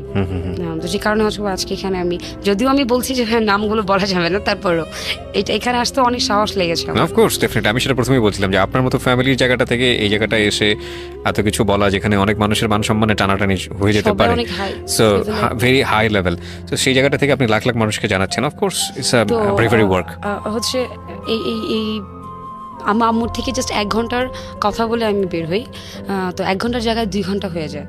আপনি ওকে আপনার আদ্যপান্তে সবকিছু বলেন? হ্যাঁ, এভরিথিং। আমি অসুস্থ, যে কি টাইপের অসুস্থ সব বলি। হ্যাঁ, তো সে শুনে খুব নর্মালি নিল, স্বাভাবিক। তাদের জগৎ আর আমাদের জগৎ একটু ডিফারেন্ট, মিডিয়া তাদের মন মানসিকতা অনেক আসলেই অনেক ব্রাইট, ট্রু। আমি বলছি না যে তাদের মন মানসিকতা আমাদের থেকে অনেক ডিফারেন্ট, তাদের চলাফেরা, তাদের মেন্টালিটি, তাদের দেখার দৃষ্টি। একটা পিঁপড়াকে আমরা দেখি একটা পিঁপড়া, ওরা দেখে ওয়াও একটা পিঁপড়া, হতেই পারে। হ্যাঁ হতেই পারে। তো অনেক ডিফারেন্ট ছিল। আমি বাসায় চলে আসি, আসার পরে ধুম মাইর খাই আবার, বিকজ অফ আমি 1 ঘন্টার কথা বলে আমার মার কাছ থেকে 2 ঘন্টা লেট করেছি। তো ইভেন আমার এখানে একটু কেটেও যায়, ব্লাড পড়তে থাকে, তো আমি অনেক কান্না করি। আর সেই দিনটা ছিল ঈদের দিন। প্রচুর চাপে থাকতেন আপনি, আমি যেটা বুঝতে পারছি আপনার ফ্যামিলি থেকে। হয়েছে কি, আমি আমার বড় বোনের থেকে একটু দেখতে লম্বা, বয়সের আগে লম্বা ছিলাম, সুন্দর ছিলাম। তো আমার মার কথা, আর আমার জন্য না, যে মিরপুর যে স্থানীয় এলাকাগুলো যেরকম আপনার টাকা পয়সা আছে, আপনার জন্য বিয়ের প্রস্তাব আসতে থাকে ছোটবেলা থেকেই। আপনার শিক্ষিতর হার দেখার দরকার নেই, আপনার বিয়ে করা মানে হচ্ছে আপনার বাপের টাকা পাওয়া, এই টাইপের। তো যে কারণে আমাকে একটু আসলে প্রেশারে রাখা হতো বাসা থেকে, যেন আমি কোনো ভুল ওয়েতে না যাই। তো যাই হোক, আমার বিয়ে দেখা হচ্ছিল, আমি খুব শর্ট করে বলি জায়গাগুলো, বিয়ে দেখা হচ্ছিল এই টাইমটাতে। তো যেদিন আমাকে দেখতে আসবে, আমি ওকে কিছু না বলি, আমি ধাপ করে বাসা থেকে বের হয়ে যাই। বের হয়ে গিয়ে ওকে আমি বলি আমি তোমার সাথে দেখা করতে আসছি, ও জানে না বিষয়টা, আসলে আমাকে দেখতে আসবে বাসায়। আচ্ছা। আর আমি খুব ভালো করে জানতাম দেখতে আসা তো ছুতা এগুলা, এটা just এমন হতে পারে বিয়ে দিয়ে দিবে ধরে বান্ধে। হ্যাঁ, কাবিন, আমার বোনের কাবিন হয়নি, আমার ফুপিদের এরকম কাবিন হয়েছে, এভাবে হয়ে গেছে, দেখতে আসেন তো কিছু বিয়ে করে জানা পরে উঠিয়ে দিচ্ছে। আচ্ছা। তো দেখতে আসবে যে ওই পার্সনটার আমি নাম বলবো না, বাস তার পোস্টটা বলবো, বাংলাদেশ ব্যাংকের অনেক হাইলি পোস্টে ছিলেন তিনি তখন। উনি হয়তো এতদিন রিটায়ার্ড করে ফেলেছেন, গভর্নরের ছেলে, একমাত্র ছেলে, কানাডায় থাকেন উনি দেখতে আসছেন।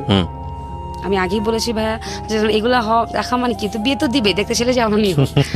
আর আমার তো হচ্ছে যে একই কথা যে আমি ওদের পছন্দে বিয়ে করবো না, কারণ আমার বড় বোনের যে বিয়ে হয়েছে, হাজব্যান্ড থেকে তার এজ ডিফারেন্স প্রায় 20 বছরের ডিফারেন্স। তো এরকম একটা এজ গ্যাপে বিয়ে হয়েছে। তো যে আসতেছে সে অলরেডি কানাডায় কম্পিউটার সায়েন্স, বাট তারা কেউ বিয়ে করেনি, সদ্য তারা হয়তো বা অ্যাসিস্ট্যান্ট প্রডিউসার ঢুকেছেন এই টাইপের। তো এখন তাকে ধাপ করে বলেছি, তারা তো বলেছে তো কেস খাবি, মামা 18 বছর হয়নি বিয়ের, তুই তো কেস খাবি। আমি বলছি আমি তো বাসায় যাবো না, কারণ ভাই আমি এটুকু জানি আমি লাইফে প্রথম একজনকে ভালোবেসেছি। মানে আপনি তখন পর্যন্ত কি কথাবার্তা হয়েছে, ভালোবাসার আদান প্রদান?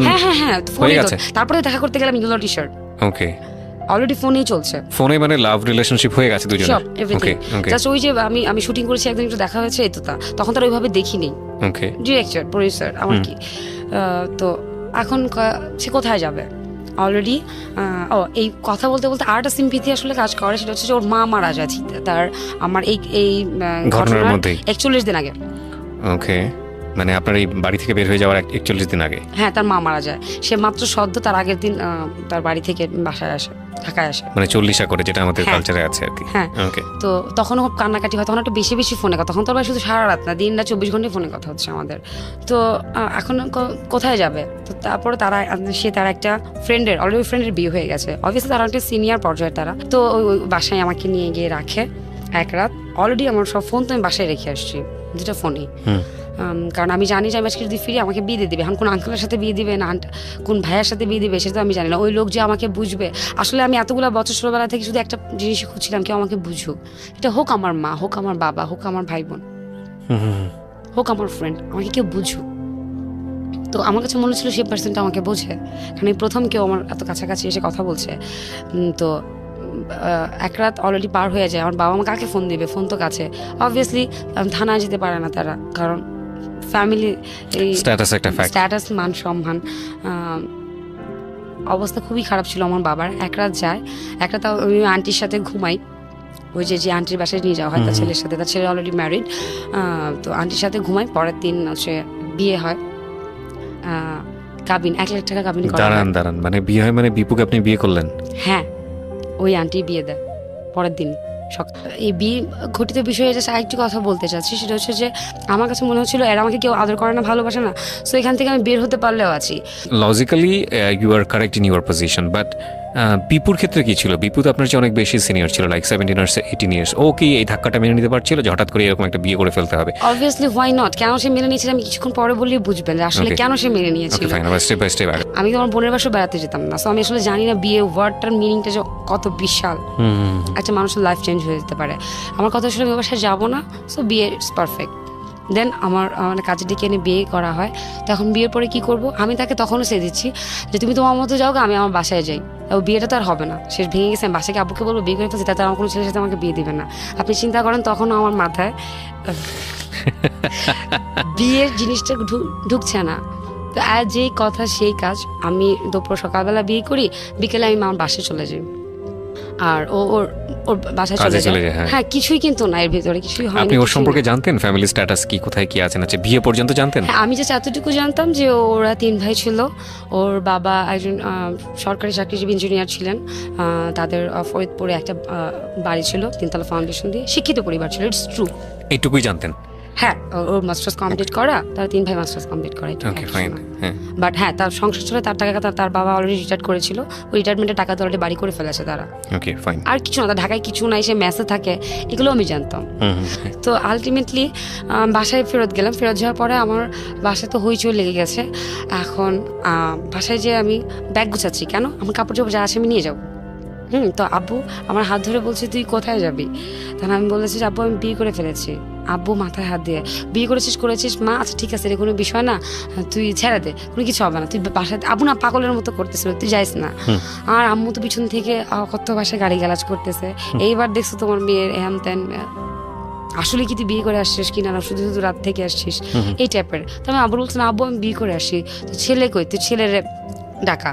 তো আমি ওরে ফোন দিলাম, ও ভয় পাচ্ছে, আমি কিনা আসো কিছু হবে না, আমার বাবা কিছু করবো। ও তো আপনার ফ্যামিলি সম্পর্কে জানতেন? সব জানতো, Okay. ইভেন আমাদের গুলশান বাসা পর্যন্ত একদিন আসছিল, আচ্ছা। ওই যে শুটিং এর আগে কথা বলতে, শুটিং এর আগে তো আসলে কথা বলতে হয়, তো এরকম কথা বলতে। তো ছেলেকে আমি ডাকালাম, ও আসলো। তো আব্বু বলতেছে তুমি ওকে ছেড়ে দাও বাবা, তুমি ওকে হ্যান্ডেল করতে পারবা না, তুমি ওকে ছেড়ে দাও। আব্বু কোনো খারাপ বিহেভ করছে না। আর আমি বলছি আব্বু তুমি এমন করছো কেন, তোমরা বিয়ে দিতে, আমি বিয়ে করছি, তোমরা তো এটাই চাচ্ছিলা যে আমি এখান থেকে বের হয়ে যাই, আমি সবার অশান্তির মূল। আমার মাথায় তখন ওটাই ঘুরছিল ভাইয়া। তো আমি ব্যাগ গুছাবোই, আব্বু আবার তাও খুব প্রেশার ক্রিয়েট করতেছে না যদি আমি অসুস্থ হয়ে যাই। হ্যাঁ তো ব্যাগ গুছাচ্ছি, আমি নিচে নেমে যাচ্ছি ব্যাগ নিয়ে, আব্বু শুধু ওর হাত ধরে বললো বাবা আমি জানি না আসলে শ্বশুরের হাত দিয়ে কি বলে, আমার মেয়ে না মুরগির রান ছাড়া ভাত খেতে পারে না, তো তুমি প্লিজ ওকে মুরগির রান ছাড়া ভাত দিও না। ইউ হ্যাড, আমি জানি না হ্যাড বলবো কিনা, মানে বাবা বেঁচে আছেন কিনা, extraordinary father to be honest. তখনও আমি আব্বুর বলছি তুমি কাঁদছো কেন, আসলে তুমি কাঁদতেছো কেন, আমার কাছে খুব ইজি ছিল বিষয়গুলো, তুমি কাঁদতেছো কেন। তো এই কথা বলে বলে আমি চলে যাই ওর সাথে। আব্বু আবার জিজ্ঞেস করছে কোথায় যাচ্ছ, ঠিকানা রেখে দিচ্ছে, ফরিদপুর আমাকে নিয়ে যায়। তো জীবনও ভাই লঞ্চ ছড়িনি, ফরিদপুরে পদ্মা পেরোতে হয়, জীবনও দেখি নাই, কি বলে যে ফেরি পার হতে হয়, ফেরি দেখিনি। তো ওর বাসায় যখন আমাকে নিয়ে দাঁড় করে বলা হয় যেরকম আমি বিয়ে করেছি, মাত্র 42 দিন হয়েছে ওর মা মারা গেছে, ওর বাবা আমাকে জড়িয়ে ধরে কান্না করে, কারণ ও 3 ভাইয়ের মধ্যে মেজো ছিল, বাট ওর বড় ভাই তখনও বিয়ে করেননি, একটু মেন্টালি প্রবলেম ছিল বলাতে, ওই আসলে বড় ছেলের দায়িত্বে ছিল। আমার শ্বশুর ওয়াও ছিলেন, সিম্পলি ওয়াও। আমি আব্বা ডাকতাম। আমার বাবার পরে যদি লাইফে আমি কোনো সেকেন্ড ফ্রেন্ড পেয়ে থাকি সেটা হচ্ছে উনি। বিউটিফুল। তো মানুষ সবসময় শ্বশুরবাড়ির সম্বন্ধে বাজে বলেন, আমি জানি না, আমি এখানে একটু ডিফারেন্ট, তারা প্রত্যেকে ওয়াও ছিল। আমার বাবা 15 দিনের মাথায় আমার বাবার মামাকে পাঠায় দেখার জন্য ছেলের ফ্যামিলি। 15 দিন কথা বলে না, শুধু আমার বাবা কথা বলে, কেউ আমার সাথে ফোনে কথা বলে না, রাগ। হ্যাঁ তো পাঠায় কি অবস্থা দেখে টেকে আসে, তো পছন্দ হয়, আসলে তো পরিবারটা পছন্দ হওয়ার মতো ট্রু। কারণ আমার বাবা কখনো বড় মেয়েকেও যে টাকা পয়সা দেখে বিয়ে করেছেন তা না, সে সার্টিফিকেট দেখতো আর ফ্যামিলির গোড়াটা কেমন। ওরাও একটা সম্ভ্রান্ত পরিবার ছিল, ট্রু।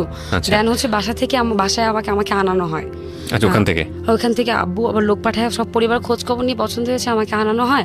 তো ফ্যামিলিক্যাল ভাবে তো সবাইকে ডেকে বিয়ে দিতে হবে। আমি যে আবার এই কাজ করেছি আমার ফুপি চাচারা কেউ জানে না, শুধু আব্বু আম্মু আমার ভাই বোন তারা এই 4 জন জানে, কারণ গুলশান আর মিরপুর একটু ডিস্টেন্স আছে, তো চাইলে আপনি কথা লুকাতে পারেন। তো এখন সবাই জানাজানির আগে তো আমাকে নিয়ে আসা হয়, ছেলে পছন্দ এটা সেটা, কয় টাকা স্যালারি পায় এটা সেটা, তো মিথ্যা বলতে হবে। তো আব্বু বিয়ের শাড়ি কিনে দেয়, পার্লারে পাঠায়, ছেলের পাঞ্জাবি থেকে সবকিছু কিনে নিয়ে এসে ঘরোয়াভাবে একটা কাবিনের অ্যারেঞ্জমেন্ট করে আব্বুরা বিয়ে দিয়েছে, যাতে তাও আমাকে কেউ খারাপ কিছু না বলে। ফ্যামিলি সম্মান, আসলে ফ্যামিলি স্ট্যাটাস মেনটেন করতে গিয়ে ভাই অনেক কিছু করতে হয়, অনেক কিছু মুখে চেপে সহ্য করতে হয়। বিয়ে তো হয়ে গেল, ফ্যামিলি ভাবে সবাই চলে গেল, ওইটাই ছিল আমাদের ফার্স্ট আসলে বাসরাত আমাদের বাসায় 15-20 দিন পর। আচ্ছা আব্বু আমি যদি বুঝি আপনার বড়টা যেরকম, সেটা হচ্ছে আপনি বিষয়টা বুঝতেন না, না কেউ আপনাকে কিছু বলে করতো না কখনো মাথায়, রাইট? বুঝতাম না বলবো না, যেহেতু সিরিয়াল দেখি একটু হলেও বুঝি ভাইয়া। ওকে, সো আমরা সিরিয়ালের এত খারাপ গুণ বলতাম, আমার মনে হয় যে এরকম লোনলি যারা থাকেন তাদের জন্য সিরিয়াল অনেক বড় একটা ভূমিকা পালন করছে। ওকে, ছেলেকে ডাকায় জিজ্ঞেস করছে তোমার স্যালারি কত। এখন এটা আমি চ্যানেলের একটু গোপন কথা বলতে চাচ্ছি, যে স্যালারি আসলে একটু মোটামুটি কমই থাকে। তো আমরা যেটা বলি না বাজেট পাস করাই, এখন বাজার থেকে আসলে যেভাবে মারা যায় টাকাটা, ওইটা এখন আমরা যেটা বলি সরকারি ভাষায় ঘুষ, আর প্রাইভেট চ্যানেলগুলোতে বাজার থেকে আমরা টাকা মেরে মেরে যেভাবে আসলে আলগা টাকাটা ইনকাম করি। মানে বিষয়টা হচ্ছে এরকম যে কোনো একটা প্রোগ্রামের বাজেট থাকে, কোনো একটা প্রোগ্রামের বাজেট থাকে, ওই প্রোগ্রামটার জন্য যে বাজেটটা পাস হলো সেই বাজেট থেকে যতটুকু পরিমাণ আমি নিজের জন্য টাকা মেরে মারা যায়। এটা সব প্রোডিউসার করেন আমি ঠিক বলবো না, বাট আপনার ক্ষেত্রে বোধহয় আপনি এরকম একটা সব অভিজ্ঞতা। প্রোডিউসারই করে, এটা আমি গ্যারান্টি দিয়ে বলতে পারি। ভাই আপনি প্রোডিউসার ওয়াইফ ছিলেন বলে আপনি হয়তো এটা বলতে পারছেন, বাট আমার রেডিওর জায়গা থেকে আমার এটা বলাটা উচিত হবে না। না না না, ওকে আমি আগে বলেছি পালেটা মিউট করে দিও। ওকে রাইট, জাস্ট ফান, আপনারা এটাকে সিরিয়াসলি নিয়েন না, সব প্রোডিউসার এটা এটা করেন। আসলে সব জীবন ক্ষেত্রে সবাইকে অনেক কিছু করতে হয়, আর যারা অনেক উপরে লেভেলে উঠেছে তারা এগুলো করে করে উঠেছে, সেটা এমন এমন কোনো ইটস ইউর বিষয় অপিনিয়ন, না। ইটস ইউর অপিনিয়ন, আমি আপনার অপিনিয়ন রেসপেক্ট করি, বাট বিলিভ করবো কিনা সেটা আমার স্বাধীনতা আছে। Believe Okay. না করলে কিছু করার নেই Right, ভাইয়া। right. তো আব্বু বলে তোমার সিম্পলি স্যালারি বলো আমাকে 12,500। তো ওইটাও বলতেছিল কিভাবে যে আমার আউট ইনকাম আছে, এটা বলতেছিল? হ্যাঁ, এটা বলেছে আউট ইনকাম সহকারে, মোট খুব বেশি তখনও থাকে না। আচ্ছা। আর তখন কিছু বেশ কিছু চ্যানেল মাত্র আসতেছে অন ইয়ারে, তারা লোক নিবে, এই কয়টা ছাড়া। বিয়ে করলেন কত সালে? 2005। 2005-এ 12,000 টাকা কিন্তু খারাপ না, ভালোই। আমার বাবার কাছে এটা আমার মেয়ের একটা ড্রেসের দাম। এক্স্যাক্টলি, আপনার বাবার তুলনায় তো 12 টাকা, আমি এসেছি এটা কিছুই না। ওকে, তো আমার বাবা বলছে তুমি আমার মেয়ের একটা ড্রেসের দাম কত তুমি জানো? ওর আপ টু বটম তো তোমার 2 মাসের স্যালারি লাগবে। Right. তো তুমি ওকে বিয়ে করলে তুমি এগুলো জানতা না? হ্যাঁ জানতাম। তাহলে তুমি ওকে বিয়ে করেছো? ও জেনে আসছে আমার কাছে, ওর সে ছিল। তো আমি একটা চ্যানেলে অলরেডি ইন্টারভিউ দিয়েছি, আমার জবটা মেবি হয়ে যাবে, তো হয়ে গেলে আলহামদুলিল্লাহ বেটার কিছু হবে। ওর সে ছিল।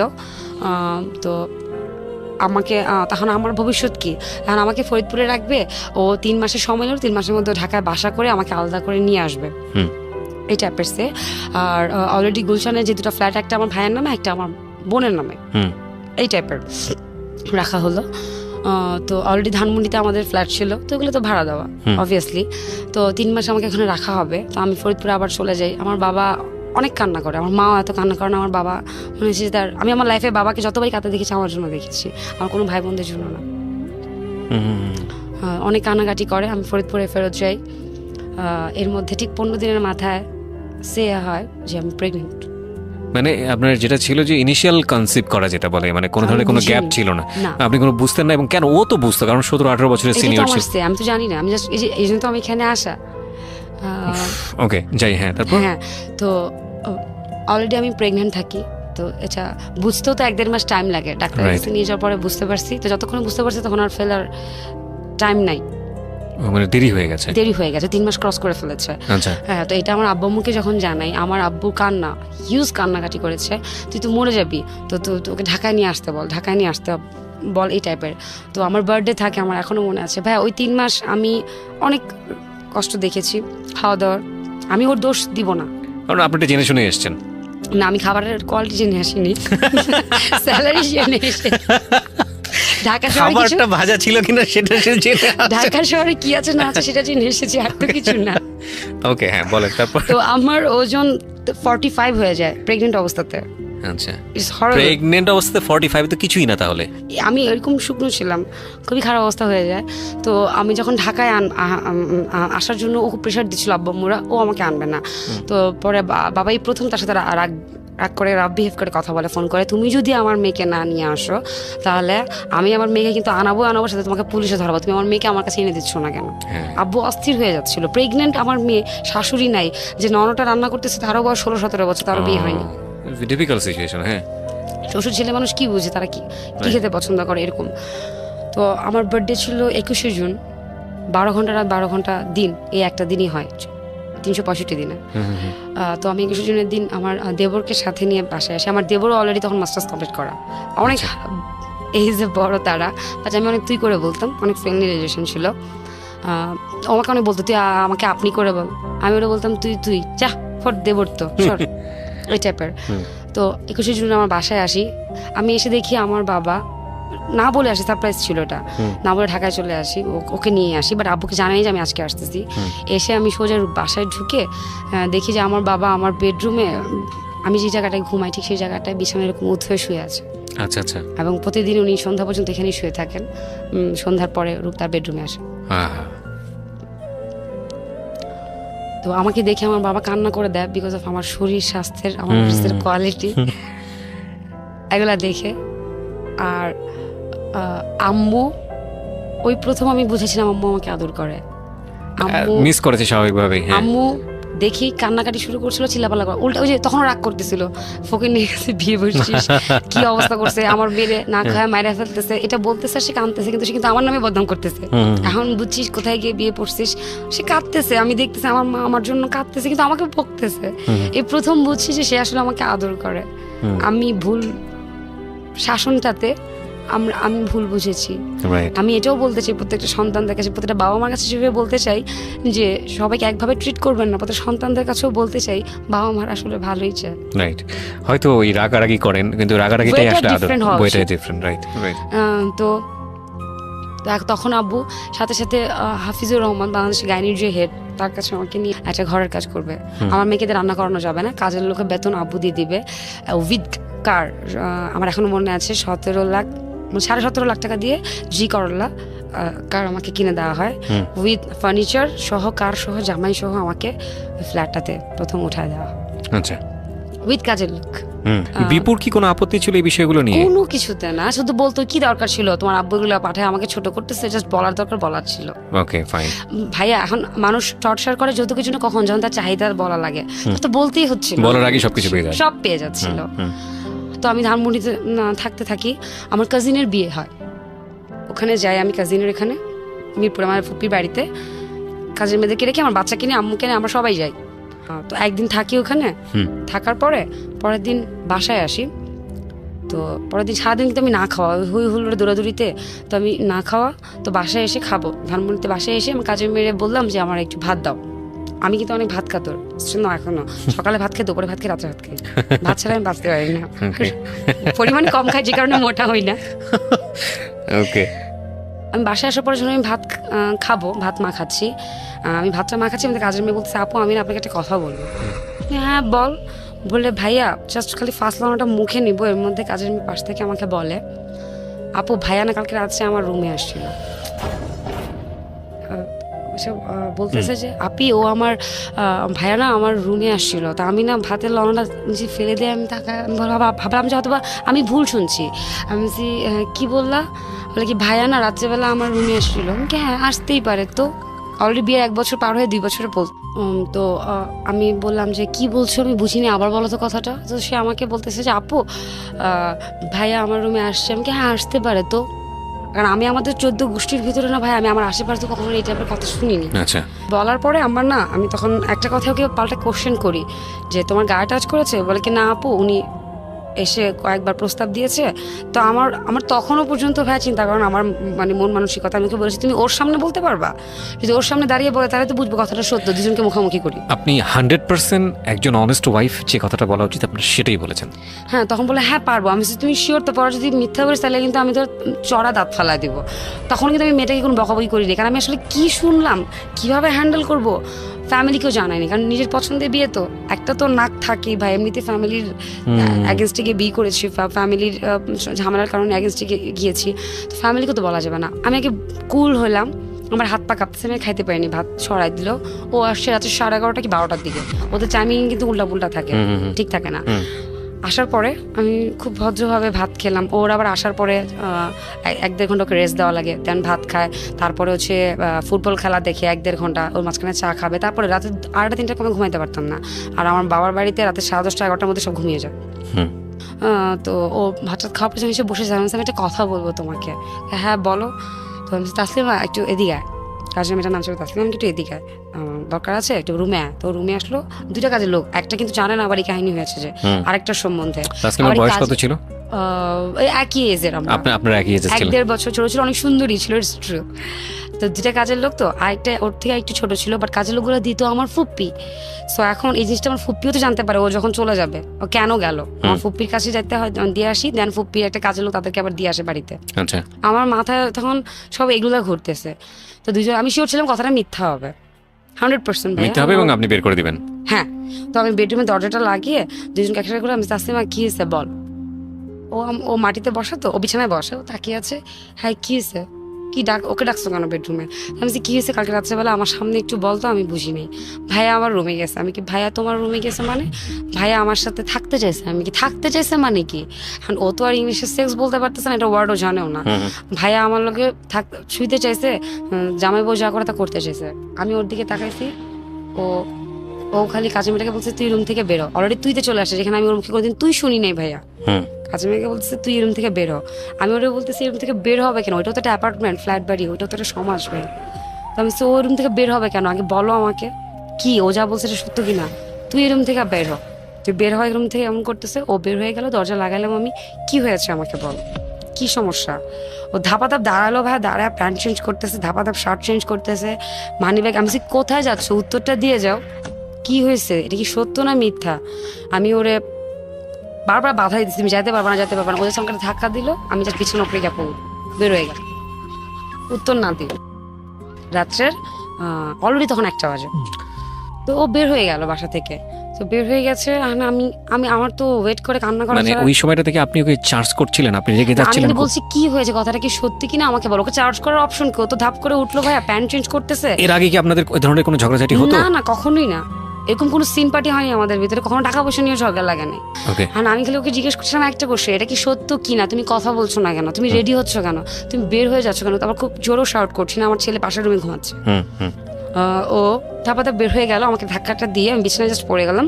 ও আসলে ধাক্কা দিচ্ছে আমাকে সরানোর জন্য সামনে থেকে, নট মারার উদ্দেশ্য, এটা আমি এখন সত্য বলবো। বিছানায় পড়ে গেলাম, ও চলে গেল বের হয়ে। এখন আমি জাস্ট দরজা লাগে রুমে কান্না করা ছাড়া, ওয়েট করা ছাড়া আমার তো কোনো অপশন নাই। সে ভোর 6টার সময় আমাকে ফোন দিল।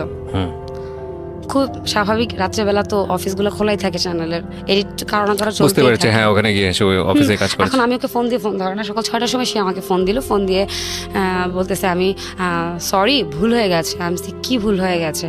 আমি বাসায় আসি, তারপরে তোমার সাথে কথা বলি, তুমি রাগ করো না, চিৎকার করো না। আমি আচ্ছা ঠিক আছে, তুমি বাসায় আসো।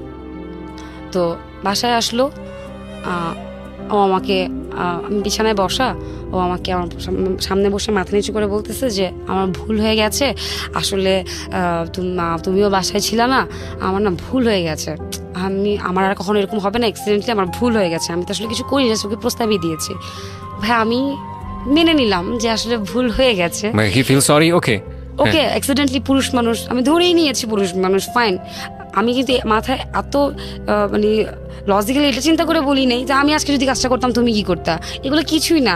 ও বললো ভুল হয়ে গেছে, আচ্ছা ফাইন, ভুল হতেই পারে, বাট একটা জিনিস শিওর হলাম যে বাসায় রাতে বাইরে থাকা যাবে না। ফর আমার ভিতরে ভয়টা ঢুকে গেল। ওই যে আমি একদিন ফুপির বাসায় ছিলাম, ওকে, তো এরকম 10-15 দিন গেল। এখন আম্মুর কাছে আবার আপনি কাজের মেয়ের ক্ষেত্রে কি করলেন? ওকে বের করে দিলেন বাসা না, থেকে?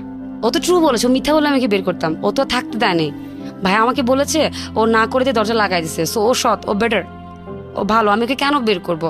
আমার হাজব্যান্ড প্রস্তাব দিচ্ছে, তাহলে তো আমার হাজব্যান্ডকে বের করে দেওয়া উচিত। ওকে না, ওটা মানুষ না? আমার কাছে যেটা লিগেল সেটা লিগেল। তো আম্মুর বাসায় আমি আসছি, আসে আবার থাকছি।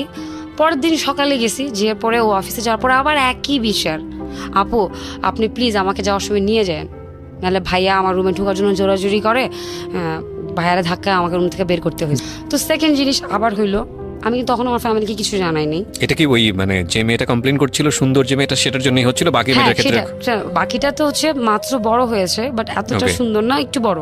তো সেকেন্ড বারও একই বিচার। তখন ভাই আমার মাথাটা অবভিয়াসলি ক্র্যাক হওয়ার কথা, তার মানে দ্যাট মিনস তুমি এটা ভুল করো নাই, ফার্স্টের বার যেটা তোমার ছিল। ইন্টেনশন ছিল এটা? হ্যাঁ। দেন আমি যখন তাকে ধরলাম, ধরার পরে অ্যাজ ইউজুয়াল আমি তোমাকে অ্যান্সার দিতে বাধ্য না। প্রথমবারের আচরণ সেকেন্ডবারের আচরণ কিন্তু এক না। সে আমাকে সে দিচ্ছে, আমি তোমাকে অ্যান্সার দিতে বাধ্য না। দেন আমি তাকে বলছি তুমি কেন বাধ্য না, তুমি কাজটা করেছো কিনা আমাকে বলো। এরপর ওর সে হয় যে করলে করছি, তুই কি করতে পারবি করগা। এই লাইফে ফার্স্ট আমাকে তুইতে চলে আসলো, করলে করছি তুই কি করতে পারবি করগা, দরকার হলে আমি আরও করবো, ওরা তো কিছু করতে পারি না, তখন এবার কইরে দেখাবো। ও কিন্তু প্রস্তাব দিচ্ছে ভদ্রভাবে, তখন মেয়েটাকে ওই পর্যায়ে যায়নি। তো আমি ভাই আমি কোনোদিন আমার লাইফে তুই তোকারি শুনিনি হাজব্যান্ড ওয়াইফদের মধ্যে। আমি যে ফ্যামিলি থেকে আসছি, আমার চোখ দিয়ে পানি পড়তেছে, আমি কাঁদতেছি। তো তারপর থেকে তার বিহেভিয়ার আমার সাথে একটু ডিফারেন্ট হওয়া শুরু করলো। তো এর পরের বার থেকে যখনই বাবার বাড়িতে যেতাম, সহজে যেতাম না, কিলো দিনে দিনে ব্যাক করতাম। তো যখনই বাবার বাড়িতে যাওয়া শুরু করলাম, বড়টাকে সাথে করে নিয়ে গেলাম, কারণ আমি ভাবছি ছোটো তো, ওটা তো ছোটো, ওটা তো কিছু বলবে না, তাহলে হয়তো এটা সুন্দরী বলে শুধু এটা ক্ষেত্রে এরকম হচ্ছে। কারণ আমি তো কাউকে শেয়ার করিনি যে কারোর কাছ থেকে আসলে বুদ্ধি নিব, কাকে শেয়ার করবো, এটা মান ইজ্জত মান সম্মান, যার সঙ্গে শেয়ার করবেন সেখানে আর, সম্মানের প্রশ্ন। আরেকটা জিনিস আমার হচ্ছিল, আয়নায় দাঁড়িয়ে এটা যে কত বড় একটা অপমান ভাইয়া, যে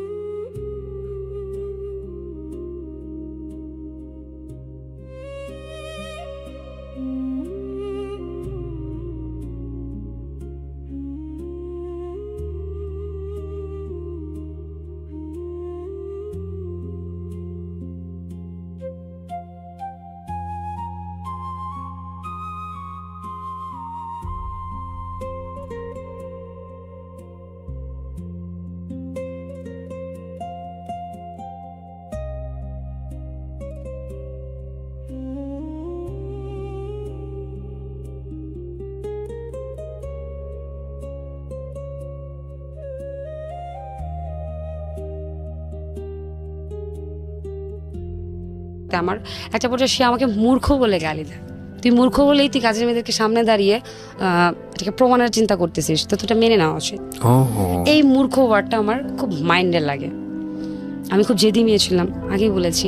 তো আমি আমার বাবার বাসায় আসি, এই ঘটনা যেগুলো চলতেছে, কারণ এগুলো প্রতিদিন বলার কিছু নেই। তো বাসায় এসে আমার বাবাকে বলে আমি পড়াশোনা শুরু করব। অলরেডি তখন বিয়ের 2 বছর। আব্বু আমাকে বলছে যে আব্বু পড়াশোনা করতে দিবে না, কারণ পড়াশোনা করতে দিলে আমি আবার অসুস্থ হয়ে যেতে পারি প্রেশারে। আমি বলছি যে আমি পড়াশোনা করবো, তখন আমি পরীক্ষা দিব না, ক্লাস করবো না, আমি পরীক্ষা দিব। আব্বুকে তো ছেলে হয়ে গেছে, তুই সুখে আসছিস, তুই সংসার করতেছিস, তোর পড়াশোনা দিয়ে কি দরকার? আমার কথা হচ্ছে না আমি পড়াশোনা করবো। আমাকে মূর্খ বললো কেন? সো একটা সার্টিফিকেট হলো আমার লাগবে, এসএসসি সার্টিফিকেট হলো আমার লাগবে। থ্যাঙ্কস টু হিম, সে আমাকে তুই মূর্খ বলে গালি দিয়েছিল। থ্যাঙ্কস টু হিম, আসলেই থ্যাঙ্কস তাকে। তো আব্বুকে অনেক জোরাজুরি করে আমি আমাদের এলাকার মিরপুর এলাকায় একটা স্কুলে ভর্তি হলাম, যেখানে ক্লাস করা লাগে না, জাস্ট পরীক্ষা দেওয়া লাগে প্রভাবশালীদের। সো প্রবলেম হয় না। বাসায় 2টা টিচার রাখা হলো। তো আমার হাজব্যান্ডের স্টেজে তুমি আমার কাছে পারমিশন নিয়েছো, তো খরচ দিবে আমার বাপ, সব কিছু করবে আমার বাবা, তো পারমিশনের তো কোনো দরকারই নেই। বাট ওরকম লেভেলের পর্যন্ত আমি তার সাথে আমি যাইনি। আমি তাকে বলেছি না দেখো আমি আসলে পড়াশোনা করতে চাচ্ছি। সে যে আসলে আমাকে মূর্খ বলাতে আমি পড়াশোনা করতে চাচ্ছি আমি তাকে বলিনি। আমার যে ছিল আমি এসএসসি কমপ্লিট করবো, সার্টিফিকেট নিবো, তারপরে ওকে গিয়ে বলবো তুই আমাকে অমুক টাইম একদিন মূর্খ বলছিলি কাজের মেয়েদের সামনে। তো আমি পাশাপাশি এখন একটু করে পড়ার বাসায় টিচার রাখা হলো, ইংলিশের একটা, ইংলিশ অঙ্ক একটা, আর অ্যাকাউন্টিং-এর একটা।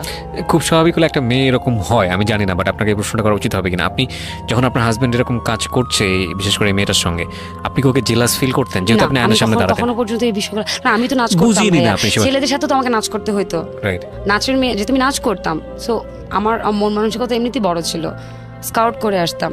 তো ছেলেদের সাথে তো আমাদের নাচ করা লাগছে না হাত ধরে, তারা আমাদের কমন ধরতেছে না, তার মানে কি এটা নাকি? আমি একবারই বলেছি আমি যে পরিবেশ থেকে জন্ম নিয়েছি একটু ডিফারেন্ট ছিলাম বলেই তো আসলে এত প্রবলেম। তো আমি পড়াশোনা শুরু করি, ও এটাতে কোনো বাধা দেয় না, কারণ পরীক্ষাই তো দিতে হবে। আর ও শিওর ছিল আমি তো পাশ করবো না, কারণ যেভাবে পড়াশোনা করতেছি এটা পাশ করা সম্ভব না। ওকে, ফাইন। আর আমাকে বলেছিল ইয়ের কথা, ওই যে স্কুলগুলো আছে না, ভোকেশনাল যে স্কুলগুলো হয়, মেবি সপ্তাহে শুক্রবার ক্লাস হয়। তো আমার ভাই তখন বলেছিল তো জামাইকে বলিস ওই স্কুলে পড়ার থেকে ফেল করা, মানে না পড়াশোনা করে ঘরে বসে থাকা ভালো। ইয়েস, আমার ভাই আর মায়ের ওই সাপোর্টটা তখন অনেক গ্রেট ছিল। তারা চাচ্ছিল আমি পড়াশোনা করে, আব্বু চাচ্ছিল না, অসুস্থ হয়ে যায় যদি। আর আম্মু যেহেতু ওই সময়কারই সে বিয়ে কমপ্লিট করা মহিলা ছিল, সে তো চাইবে ডিগ্রি কমপ্লিট করা, সে তো চাইবে যে আমার তার ছেলে মেয়ে পড়াশোনা করো। তো আচ্ছা ঠিক আছে, আমি ভর্তি হলাম নর্মাল স্কুলে, হাই স্কুলগুলোতেই, কিন্তু আমি পরীক্ষা দিব না। বাসায় টিচার রাখা হলো 2টা, টিচার আসে পড়ানো হচ্ছে। তো তার এই প্রবলেমগুলো চলছে। তো একটা কাজের মেয়ের বিয়ে হয়ে যায়, আরেকটা কাজের লোক চেঞ্জ হয়, কিন্তু ওই পুরানটা থাকে। আমি একদিন পুরানটারে ও চলেই যাবে, ওই মেয়ে থাকবে না, যে কোনো সময় ভাই আমার গায়ে হাত দিতে পারে, এরকম রিস্কে। তো আমি একদিন একটা দরজা লাগাই, কাজের মেয়েটার পা জড়িয়ে ধরে বলি তোর আমার বোন লাগিস, প্লিজ তোর পা ধরি, কারণ ও চলে যাওয়া মানে হচ্ছে আমার ফুপির কাছে কথাটা চলে যাও, তখন একদম পুরো ফ্যামিলিতে চলে যাবে আউটব্রাস্ট। হ্যাঁ, তখন আমার বাবা মা কেউ জানে না এগুলা। তোর পা ধরি, তুই আমার জাস্ট এসএসসি কমপ্লিট পর্যন্ত থাক, তাও তুই যাইস না, কারণ আমার ছেলেটাকেও তো ও পালতেছে, আমি দুজন মিলে, তো তুই যাইস না। তো এটা আপনি বুঝবেন না, একটা হাজবেন্ডের অপরাধে একটা বউকে যখন আরেকজনের পা ধরতে হয়, এবং তো please কাজের কাউকে মেয়ে। বলিস না। এবং আমার মধ্যে এটাও ভয় হচ্ছিল, আপনারা প্রশ্ন করতে পারেন যে কাজের মেয়েটাকে চেঞ্জ করলাম না কেন, এরপরে কাজের মেয়েটা যদি তাকে না দিয়ে দেয় তখন আমি কি করবো? ওটা যদি খারাপ হয়, এটা তো ভালো ছিল বলেই আমাকে বিচার দিচ্ছে, সে আটকে রাখছে। Logic definitely logic. আমাকে তো কাজের মেয়ে লাগবেই ভাই, এত বড় অ্যাপার্টমেন্ট আমি সামাল দিতে পারবো না, যে স্ট্যাটাস আছে যেটা। কিন্তু ওই মেয়ে যদি ওকে দিয়ে দেয়, ওই মেয়ে যদি আমাকে সে বিচার না দেয়, এরকম অনেক কাজের লোক আছে, তাদের ক্যারেক্টারিস্টিকের প্রবলেম আছে। আমি সবাই কাজের লোক মানি যে খারাপ হবে তা কিন্তু না, আমি হ্যাটস অফ দিই ওই মেয়েটাকে, যে মেয়েটাকে আসলেই আমার বোনের মতো করে আমার পাশে ছিল। তো আমি ওর পা ধরি, ওই সময়টা আসলে একটা মেয়ে যে কত ছোট হয় আমি আপনাকে বলছি। একটা স্ত্রী, একটা ওয়াইফ জানে তার হাজবেন্ডের মান ইজ্জত রাখতে গিয়েও তাকে কত কিছু করতে হয়। একটা হাজবেন্ড, আপনারা যারা বাইরে থাকেন তারা মনে করেন কি আপনার ঘরের বউরা কি আর করতেছে, ঘরে বসে আছে, খাওয়া দাওয়া করতেছে, রান্নাবান্না করতেছে, টিভি সিরিয়াল দেখতেছে, ওদের তো আর কোনো কাজ নেই। আর প্রতিনিয়ত আপনাদের মান সম্মান আসলে আমরা বহন করে চলি। I agreed on that point, I agreed. তো হ্যাঁ, আমার কথা হচ্ছে যে ওকে বিদায় করা মানে এটা। তো এভাবে চলতেই থাকে। তখনই যখন এরকম বারবার করে তখন আমি আসলে বুঝতে পারি ওর ক্যারেক্টারিস্টিকই প্রবলেম, নট ও ভুল করছে। সো দ্যাট মিনস ওর যে প্রেজেন্টাররা আছে আসলে বলেন আপনারা আমাদের কি খারাপ করেন? বউরা খারাপ হয় না, হাজবেন্ডের বউদেরকে খারাপ করেন, সন্দেহ করতে বাধ্য করেন। তাইলে কি কিছু আছে? কিন্তু আমি কখনো ওকে জিজ্ঞেস করতাম না, ঝামেলা করতাম না। তো আমি এরকম শুটিংগুলোতে প্রায় যাওয়া আগ্রহ দেখা, মানে সন্দেহটা তৈরি হলো আপনার, এবং আপনি হ্যাঁ, কিন্তু ওকে বুঝতে আজকে তো দিতাম না। মিডিয়ার একদম 12টা বাজিয়ে দিবেন আপনি, আমার যেটা মনে হচ্ছে। Okay, but story, we respect the ground. জীবন গল্প, এখানে প্রত্যেকটা মানুষ, আমি খুব দ্ব্যর্থহীন কণ্ঠে বলি, একজন ভিক্ষুক থেকে শুরু করে সমাজের একেবারে উচ্চতলার মানুষ, সবার জন্য এখানে জায়গা আছে। প্রত্যেকের গল্পই গল্প, সেটা সমাজের যে জায়গাটা গিয়ে আঙ্গুল করুক না কেন। But essence of the story আমরা নেবার চেষ্টা করবো। এখানে মিডিয়া কিংবা প্রডিউসার কিংবা সে অনেক সম্ভ্রান্ত পরিবারের মেয়ে, এই বিষয়গুলোকে আমরা দেখার না চেষ্টা করি, বরং আমরা গল্পের জায়গাটাকে বোঝার চেষ্টা করি যে আসলে কী কারণে সংসারটা কী অবস্থায় চলে গেল। হ্যাঁ, এই জায়গাটাকে দেখার চেষ্টা করি। যে কোনো মানুষের জীবনেই হতে পারে, হয়তো মিডিয়াতে কাজ করছেন বলেই হয়তো বিষয়টা বেশি ফ্ল্যাশ হয়। যে কোনো মানুষই তার লেভেল থেকে খারাপ হতে পারেন, সুতরাং আমরা বিষয়টা কীভাবে না দেখি। ওকে, তো এখন আমার ইয়েটা বাড়তে থাকে, সেই তুলনায় কিন্তু আমার মানসিক প্রবলেমগুলোও বাড়তে থাকে, সন্দেহ হতে থাকে, ওই কনভার্সন কিন্তু আমি ডিসঅর্ডার। তাকে তো আর এগুলো বলছি না যে আমি তোমাকে সন্দেহ করছি প্রেজেন্টারদেরকে দিয়ে। আমি অনেক মানে বুদ্ধির সাথে এগুলো হ্যান্ডেল করতাম। তো আমি তো তোরা তোমার শুটিংয়ে যাই, আমিও শুটিংয়ে যেতাম। কিসের শুটিং করতো? প্রোগ্রামগুলোতে, বিভিন্ন প্রোগ্রাম হয় না ঈদ উপলক্ষে, বিভিন্ন যে সাপ্তাহিক প্রোগ্রামগুলো okay. আপনারা টিভিতে দেখেন, আচ্ছা আচ্ছা, আমি নামগুলো না বলি। না না ঠিক তো আছে। হচ্ছে এই টাইপের প্রোগ্রামগুলোতে সে শুটিং করতে, শুটিং হয় না বিভিন্ন হাউসে হয়, যে চ্যানেলের হাউস থাকে না। তো তখন ভাইয়া একটা বাসা কাজের মেয়ে ছাড়া না, সে এত সুন্দর সুন্দর প্রেজেন্টার থেকে ছেড়ে দেয়, এটা আপনার খুব স্বাভাবিক, আপনি সন্দেহটা করতেন। করতেই পারি আমি, হ্যাঁ। Okay fine. হ্যাঁ, তো আমি শুটিংগুলোতে যাওয়া শুরু করি, এই ওর ফোন ভিতরে ভিতরে লুকায় লুকায় সার্চ করা শুরু করি। অলরেডি বিয়ের কিন্তু 3 বছর পার হয়ে গিয়েছে। তো একটা সময়ে আমার এসএসসি চলে আসে, আমি অনেক প্রেশারে থাকি, আর অলরেডি কিন্তু আমার ঘুমের ওষুধের ডোজ বাড়তেই থাকে, ডাক্তারদের কাছে রেগুলার যাই, মানসিক টেনশন। মোহিত কামাল স্যার ওষুধ বাড়াতে থাকে ডোজ, উনি আমার হাজব্যান্ডকেও নিয়ে আসতে বলেন, বাট আমার হাজব্যান্ড সো কল তার সে জেনে যাবে আমি তার ওয়াইফ, এই কারণে সে যায় না। মোহিত কামাল আগে থেকে তাকে শুনে বলে সে যায় না। তো মোহিত কামাল স্যার খুব মজা করে একটা আছে, যেটা আমি আসলে প্রত্যেকটা মানসিক রোগীর জন্য দিতে চাই, যে আসলে যে সমস্ত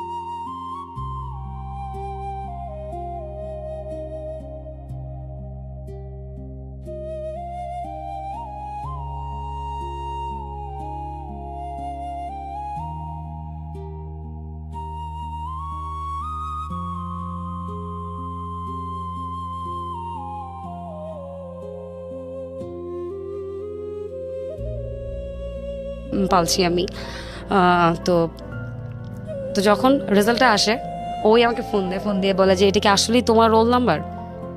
ও শকড থাকে। তখন আমি বলি যে হ্যাঁ আমার নাম, এই রোল নাম্বার। তুমি তো অনেক ভালো করছো, কারণ ওরা ধরে নিয়েছিল আমি ফেল করবো।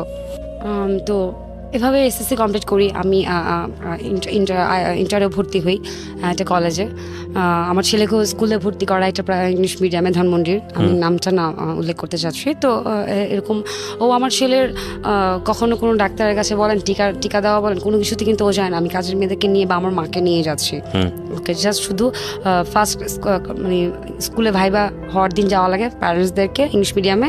তো বেসিক্যালি আসলে বাচ্চাদের হয় না, এই ভাইবাটা আমাদের বাপ মাদেরই হয়। তো আমি যাই, ও যায়, ওই একদিনই শেষ।